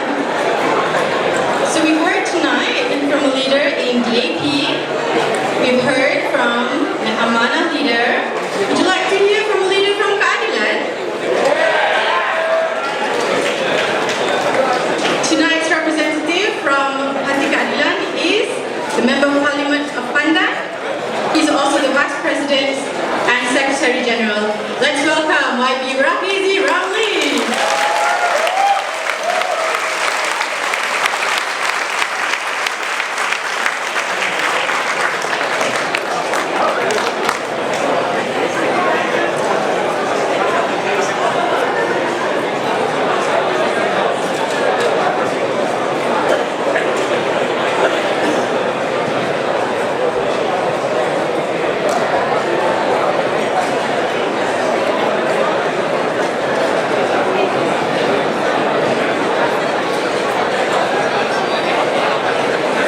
Assalamualaikum warahmatullahi wabarakatuh, and very good evening. Tachawan Senghao. I've appeared here so many times, for so many occasions, for so many fundraisings, but this may be the only fundraising that may get me in trouble internally in PKR.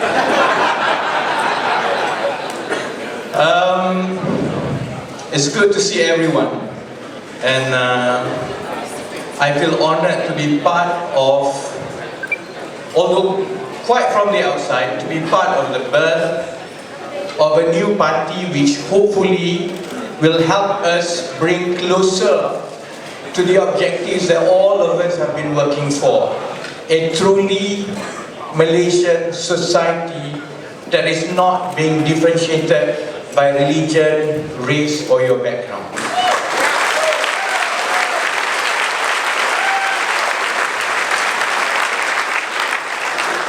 I have a very logical reason for being extremely vocal in supporting Amanah.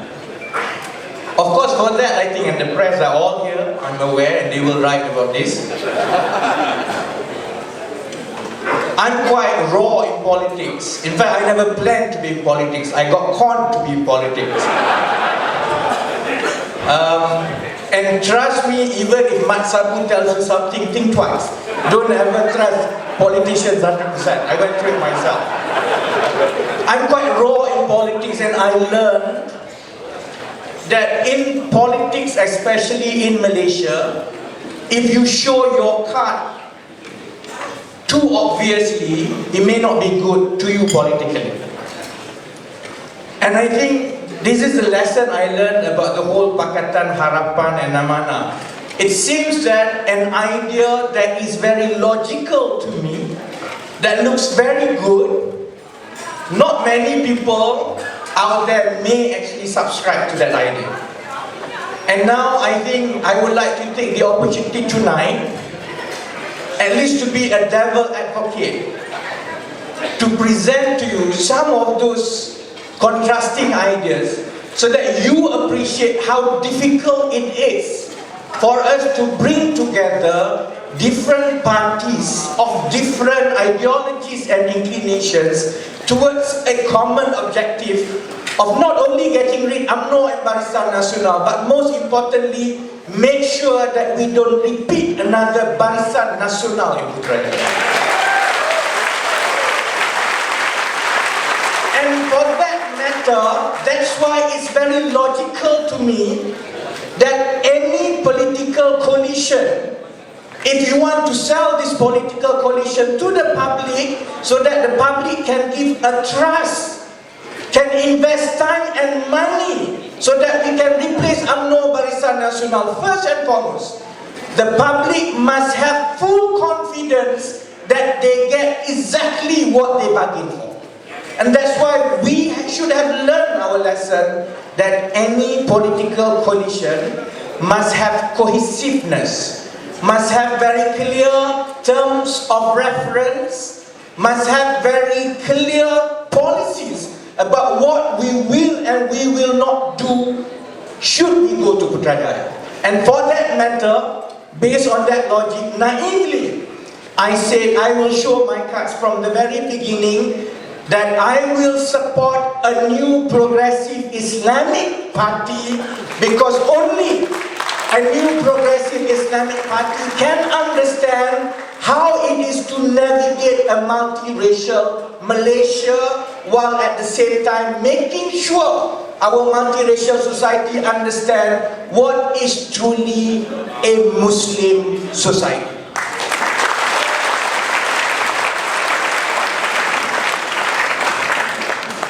And I think based on that, I have to declare that I'm not against PAS per se. And it is very important for everyone here and outside to understand that whatever your misgiving about PAS, it still commands a sizable support out there, without which, without that sizable support, whatever we may do in this very short time may not be enough to replace UMNO Barisan Nasional. And that's our dilemma. How do you navigate between a party which has some kind of stranglehold, not unlike UMNO's stranglehold on the Malays, it's just that they are at the opposite poles. How do you navigate a party that commands such sizable support from the Malays, without which, on paper, it is very difficult to arrive at Putrajaya? And this is the very dilemma in PKR. And we have this tragic burden, some people say strategic burden, I say it's a tragic burden, of always trying to be the bridge between everyone. People say that PKR is neither here nor there all the time. I hear that all the time. But you must remember, without the neither here nor there glue, there can never be a meeting of minds of people of different and opposite poles. And that's the burden that I think Datuk Sri Dr. Wan Azizah has to carry, and is a very heavy burden, which I hope you give her the time and space for us to be able to navigate this. A lot of people ask and feel that the launch of Pakatan Harapan was too hasty because not enough time was given to pass. I've sat down in 2 private meetings between the leadership of PAS and PKR. And the leadership of PAS, who represented the meeting, without the president, but I think they did have a mandate, have categorically said over and over again that PAS will not join any political grouping which include DAP and Amanah. And anyone with some logical reasoning would understand that I don't think anyone of us can reason up with PAS, at least in the near future, to sit down together with DAP and Amanah. PKR may fancy ourselves as a... I didn't do that. PKR may fancy ourselves as the top diplomat in this country, but I think we also have to be realistic that in a matter of 1 or 2 years before the next general election, I don't think PKR will be able to convince the past leadership of the need to be together with DAP and Amanah. And I think that's fine. There's really no point trying to push an agenda which they cannot set. For some reasons, emotionally, sentiment, historical, whatsoever. So what choice do we have? That's why from the very beginning, I've subscribed to the need of the rakyat first, before the need of the politicians.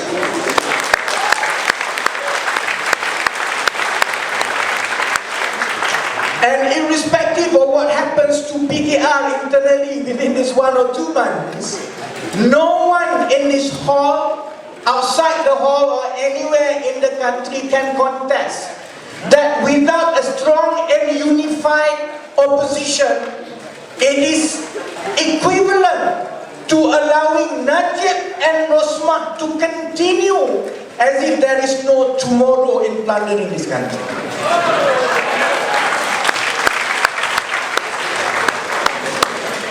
I usually come up here and tell you stories, more revelations and so on. I don't think I should do that anymore.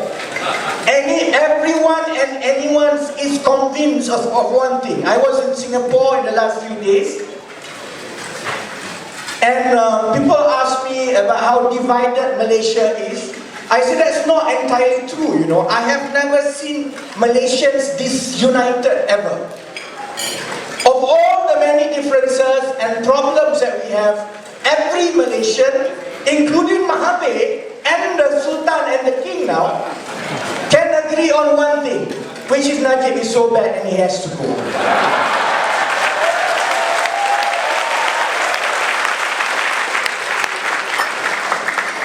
But without a unified and strong opposition coalition, you cannot translate this anger and resentment that the public has towards the number 1, the Prime Minister of the country, into actions that can have some meanings and impacts in the country. Every time we have a problem, Mat Sabu will issue one statement, Lim Kit Siang will issue another statement, Wan Azizah will issue another statement, and Tuan Ibrahim, Tuan Iman will issue another statement. If I were a member of the public, looking in from the outside, I say these people are jokers. You can't even agree to speak exactly the same thing in a unified voice. All of you are saying exactly the same thing, which is Najib is bad. Why can't you just come together and say it together so that we don't have 4 different statements, more or less the same thing on the same issue? That's why, to those who complain and say that the launch of Pakatan Harapan is hasty, I tell you that this country has suffered from a lack of unified and functional opposition coalition since the last general election. It's not last 2 or 3 months. We have not been able to call a meeting of our presidents for almost 2 years. And this had taken place at the time when the country was going down its worst crisis ever.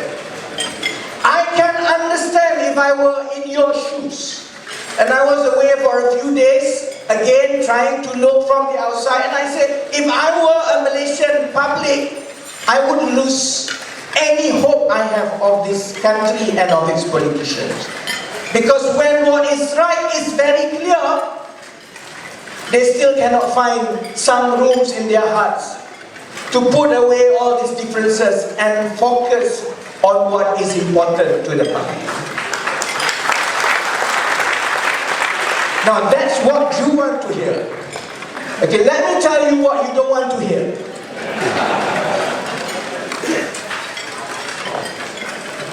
We live in a country which is very divided. We live in a society that is extremely isolated and polarized. I doubt you have much input about what your common Malay friends feel. I doubt you actually have many interactions with the Malay men from Johor, Perak, Kelantan or Terengganu. Your views are very much confined to what you see in Klang Valley from your educated and urban crowd. You can't understand why it is so difficult to see the most logical political permutations. Have the 3 political partnership first between PKR, DAP and Amanah, strengthen it, becomes a national opposition, then you can work on a 1-to-1 contest with PAS come the next general election. That's a common sense that anyone here can understand. But that's what you see. That's not what people, especially the Malays from out of Klang Valley, see it. They see this whole Pakatan project as a Chinese project.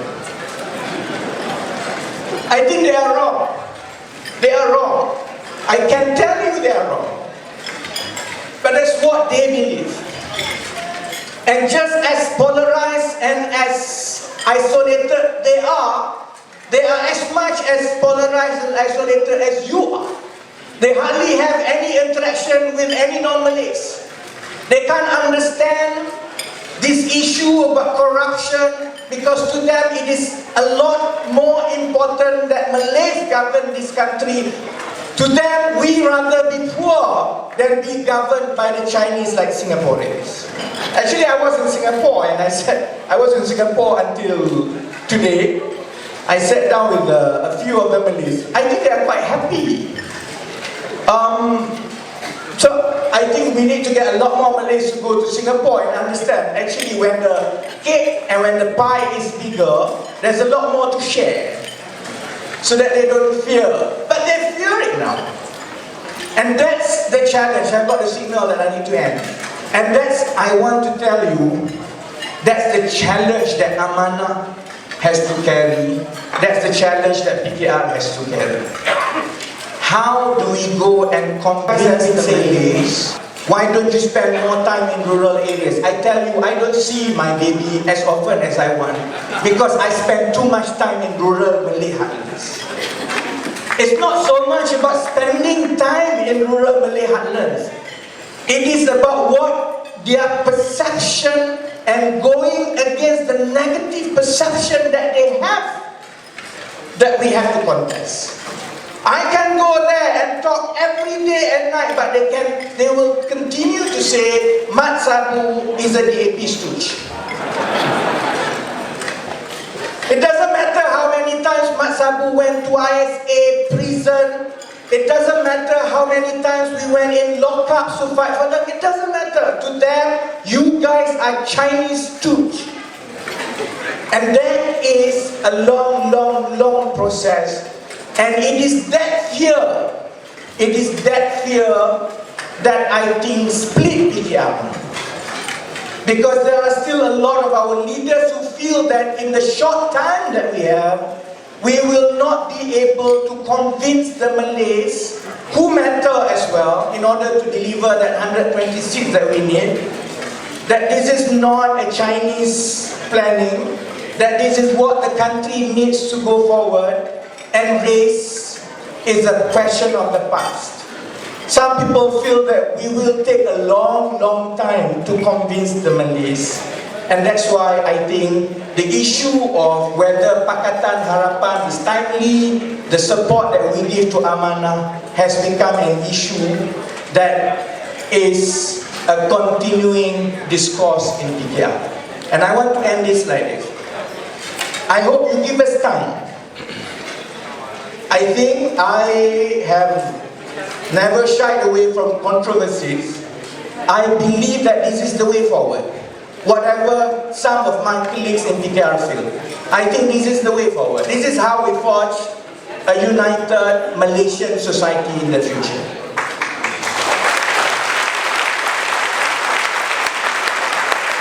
I may not be able to push things within PKR as much as I would like it, but we have to go through the process and the motion, and it is a democratic process. What I hope you will do after this is that among yourself, you arrange yourself into smaller groups, you help us to win and to campaign in these rural heartlands. PKR has about 25 seats which we can win by only a swing of 5% votes. Amanah has the same, I think, if they get to contest. The AP has 1 or 2. Work with us on the ground, fund these campaigns, come down and see and empathize with the differences that they have. And I think the interaction, hopefully, God help us, within the next 1 year, we will be able to change the perception and sentiment of the Malays outside the Klang Valley, to understand that when the Chinese give full support to Amanah, it is not because Amanah is a Chinese stooge. When the Chinese or the non-Malays give support to Pakatan Harapan, this is not a scheme to take over this country, but it is because it is the right thing to do for every Malaysian, whether you are Malay, Chinese, Indian, Tibetan. And hopefully when we all do that, when every party does that and campaign earnestly where it matters outside the Klang Valley, I hope within the 1 and 2 years, we can bid farewell to Najib and Rosmah for good, hopefully. So, thank you very much for your support to my dear friends. Hopefully next one, PKR can do the same, and I hope to see as many of you as well. Thank you very much. Good night. Assalamualaikum. Sesi Nanti Barakah. Thank you.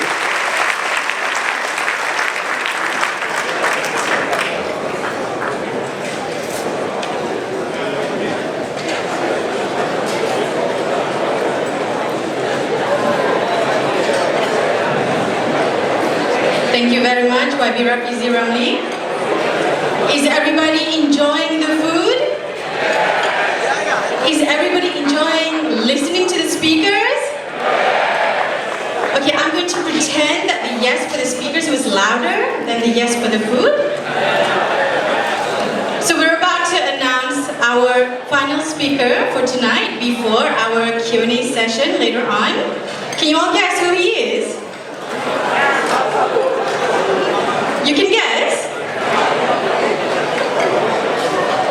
So tuan-tuan dan puan-puan, dengan segala hormatnya, majlis ingin mempersilakan Presiden Kerajaan Amanah Negara untuk menyampaikan ucapan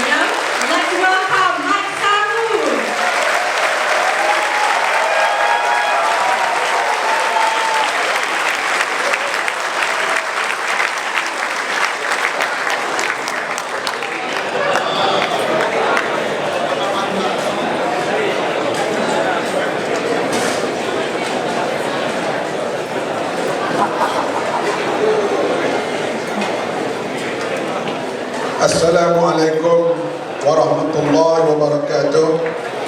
Salam sejahtera, ni hao ma.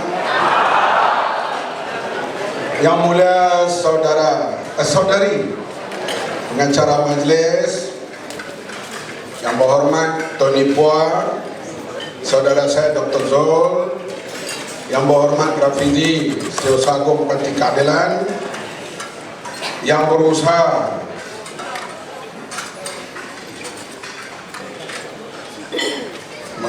mana tadi, Madam Ong, saudara Dr. To, saudara Dr. Lo, Dr. Jo Bat, dan Puan Ana. Mereka lah yang mengusahakan bina kita pada malam ini. Terima kasih. Dan rakan-rakan daripada Parti Amanah Negara, Salahuddin Ayub ada, Setiausaha Agung Anwar Tahir, dan lain-lain pimpinan dan seluruh tuan-tuan dan puan-puan yang hadir pada malam ini. Saya dan kami semua amat bergembira dan terima kasih tidak terhingga.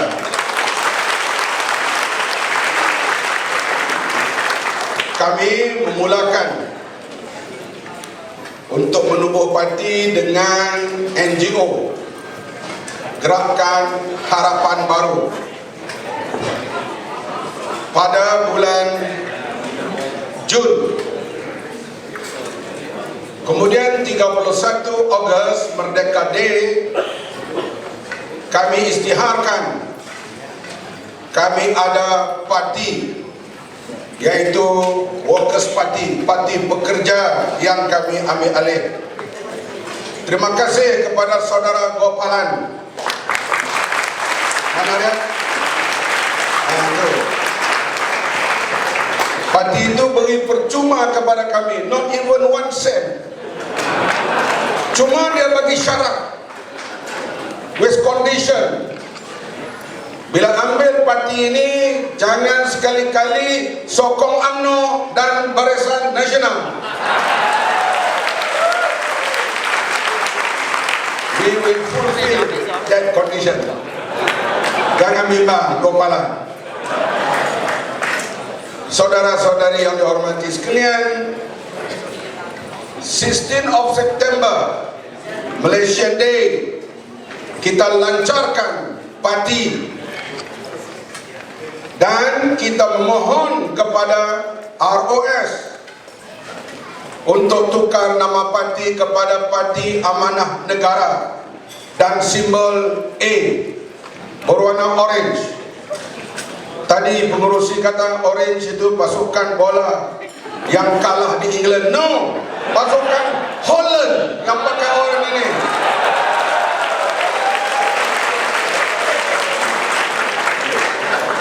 Tapi bukan kami tiru pasukan Holland, kebetulan sahaja.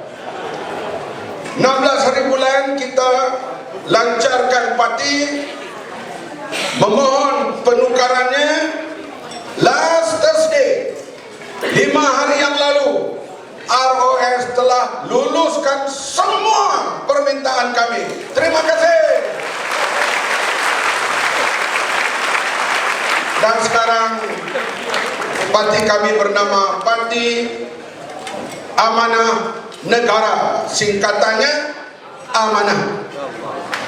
Bukan PAN, PAN itu orang Cina panggil kayu.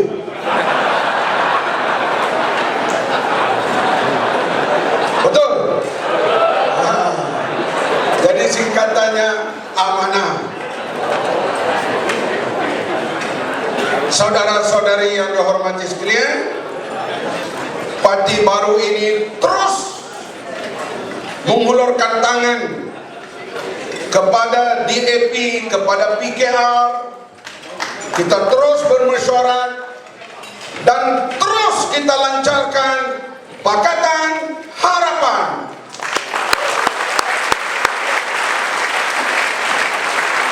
Tadi saya dengar Tony Puan, Rapidi Ramli, Dr. Zul, semua mengatakan bahawa kita ada harapan untuk ambil alih Putrajaya. Betul?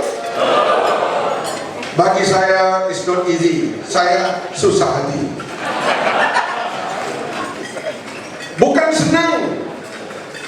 Sebab pemerintah ada senjata mereka yang cukup berkesan, iaitulah racial perkauman.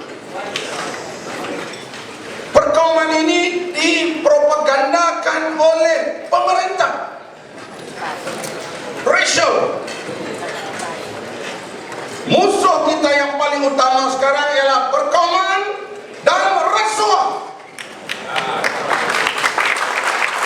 Ini dua. Saudara-saudari yang dihormati sekalian, kita lihat bersih satu, yellow t-shirt. Saya komander bersih satu. Bersih dua, saya komander. Bersih tiga, Himpunan Kebangkitan Rakyat di Stadium Merdeka, saya komander. Tiba-tiba bersih empat, semua surat khabar kepunyaan UMNO Barisan Nasional mengatakan ini himpunan Cina, nak gulingkan pemerintahan Melayu. Sedangkan saya dan rakan-rakan tidur di Dataran Merdeka. Kita ada sepanjang hari, even ada orang Cina amoy datang lean on my shoulder.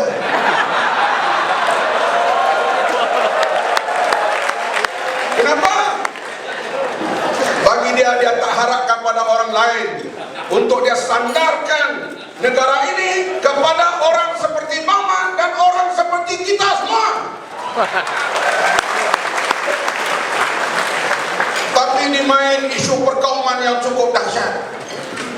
TV3, RTM, utusan, polis join orkestra ini main isu perkauman. Orkestra kondak main Najib. Dia paling IGP cakap, wow, Home Minister cakap. Apa yang ditimbulkan isu? Gambar Najib dan gambar Haji Hadi dipijak. Saya tak setuju. Gambar siapa pun dipijak. Sama ada gambar Haji Hadi, gambar Najib dipijak, saya tak setuju. Lebih saya tak setuju kalau gambar Rosmah dipijak. Kalau gambar Rosmah dipijak, saya akan ambil gambar itu, I will put on my chest.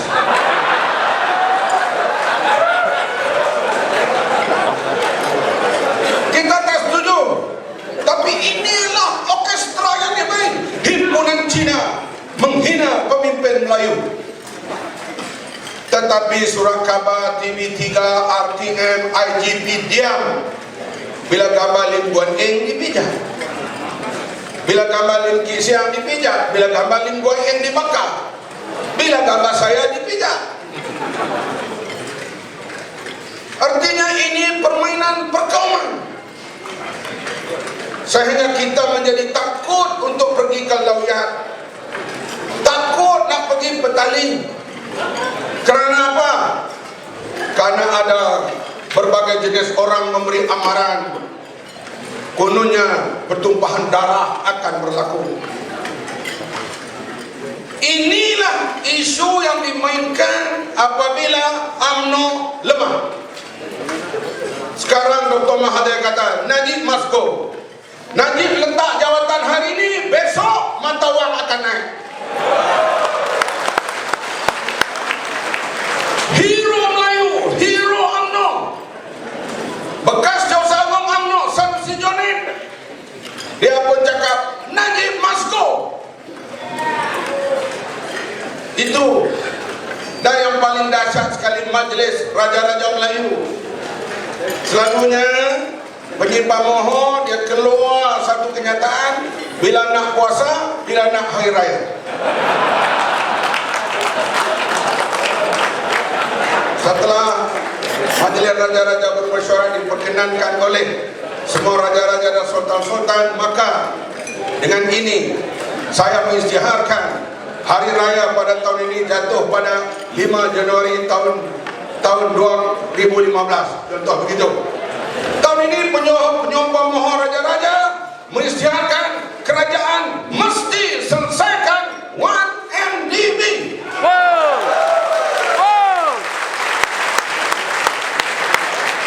Ya, you boleh tepuk, you boleh gelak, tapi kita susah sekarang. Duit kita makin hari makin jatuh, makin hari makin jatuh. Kita nak pergi mana? You go to Singapore. Tak apalah orang kaya macam kami ni.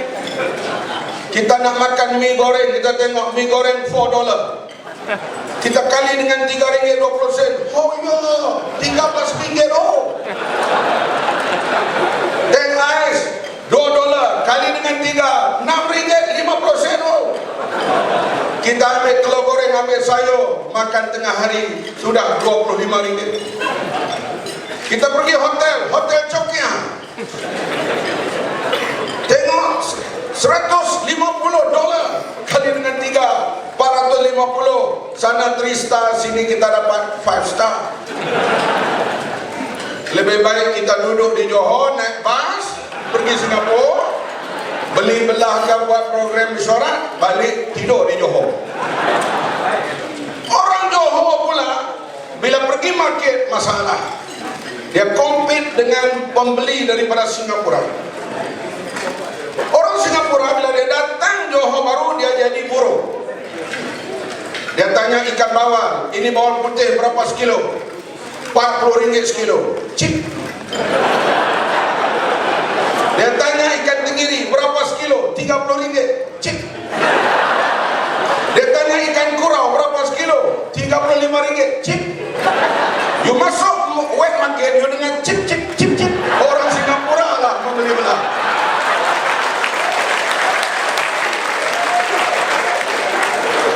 Tapi kalau kita pergi shopping di Gelang, kita tanya ini kain berapa? $20 kali dengan 3, RM60. Ayah. Bila ayah sana, ayah sini, orang Malaysia lah.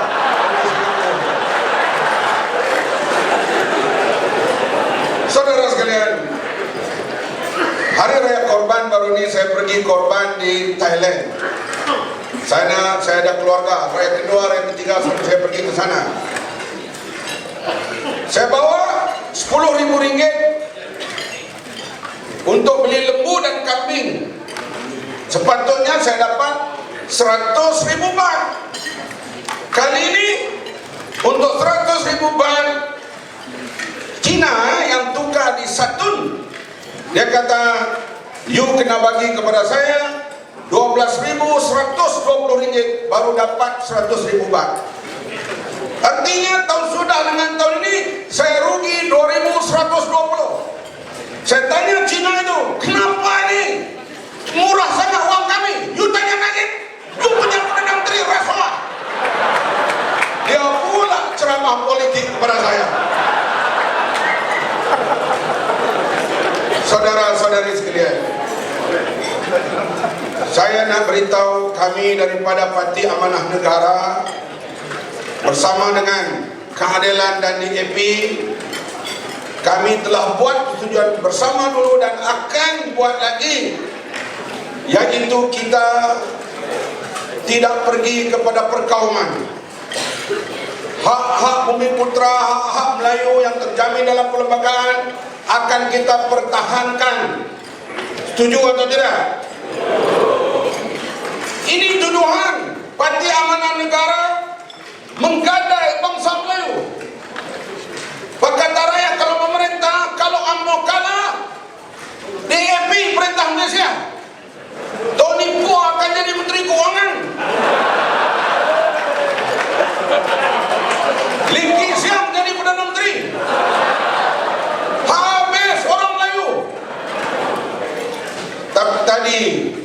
Habibie beritahu kita, politik bukan statistik, politik adalah perception. Bolehkah DAP memerintah Malaysia seorang diri? Boleh ke tak? Bertanding tak sampai 60 parlimen, macam mana nak perintah? Tapi inilah yang dimainkan isu perkauman. Kita beritahu Pakatan Harapan tetap menyokong tabung haji.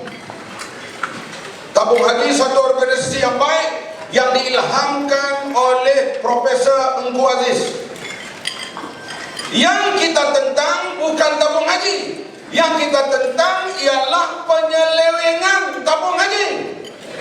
Betul kan? Tabung haji uangnya digunakan untuk selamat warga MDB. Ini yang kita tentang. Wujudkan bank untuk bantu Bumi Putra, bank bumi. Orang Cina tak marah, DAP tak marah, MCA pun tak marah. Yang semua marah apabila wang bank bumi diselewengkan di Hong Kong. Ramai ke Bumi Putra di Hong Kong? Ramai ke Melayu di Hong Kong? Skandal 2.500 juta tahun 80-an dulu, sehingga bank bumi hilang. Sekarang bank bumi sudah hilang, ganti CIMB, Cina, India, Melayu, Bengali.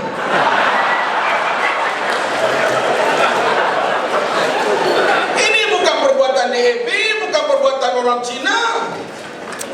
Ini perbuatan siapa? UMNO. Banyaklah hadirin sekalian yang kita lihat. Kita mempertegaskan hak-hak yang dijamin dalam perlembagaan. Pasal 153, Pakatan Harapan akan terus mempertahankan pasal 153. Tapi inilah yang dimainkan. Tanah reserve Melayu yang tergadai bukan kerja DAP. Kita tengok isu perkauman keagamaan dimain di Pulau Pinang. Apabila Mufti Pulau Pinang buat cadangan supaya hanya azan dan laungan selepas azan dipanggil iqamat, yang boleh guna pembesar suara untuk luar daripada masjid, lain-lain tak boleh. Tapi mereka hantar, mereka kata ini guanen, anti-Islam, anti-agama Islam. Padahal yang membuat larangan itu Mufti. Guanen yang kena. Dia kata, paman, saya dah tak tahan lah. Semua pun yang salah. Tembak anjing pun dia kena, orang tuduh. Orang Cina dia tuduh dia makan anjing. Melayu pula tuduh dia anti-Islam. Tapi ini hadirin sekalian, permainan isu perkauman dan agama ini bukan perkara yang mudah. Jangan jatuhkan Najib. Kalau Najib itu rasuah tak apa, dia Melayu. Kalau jatuh Najib nanti naik Cina, apa macam? Ini isu perkauman yang dimainkan. Bagi kita, Melayu yang baik, Cina yang baik, Ina yang baik, tidak rasuah, kita sokong.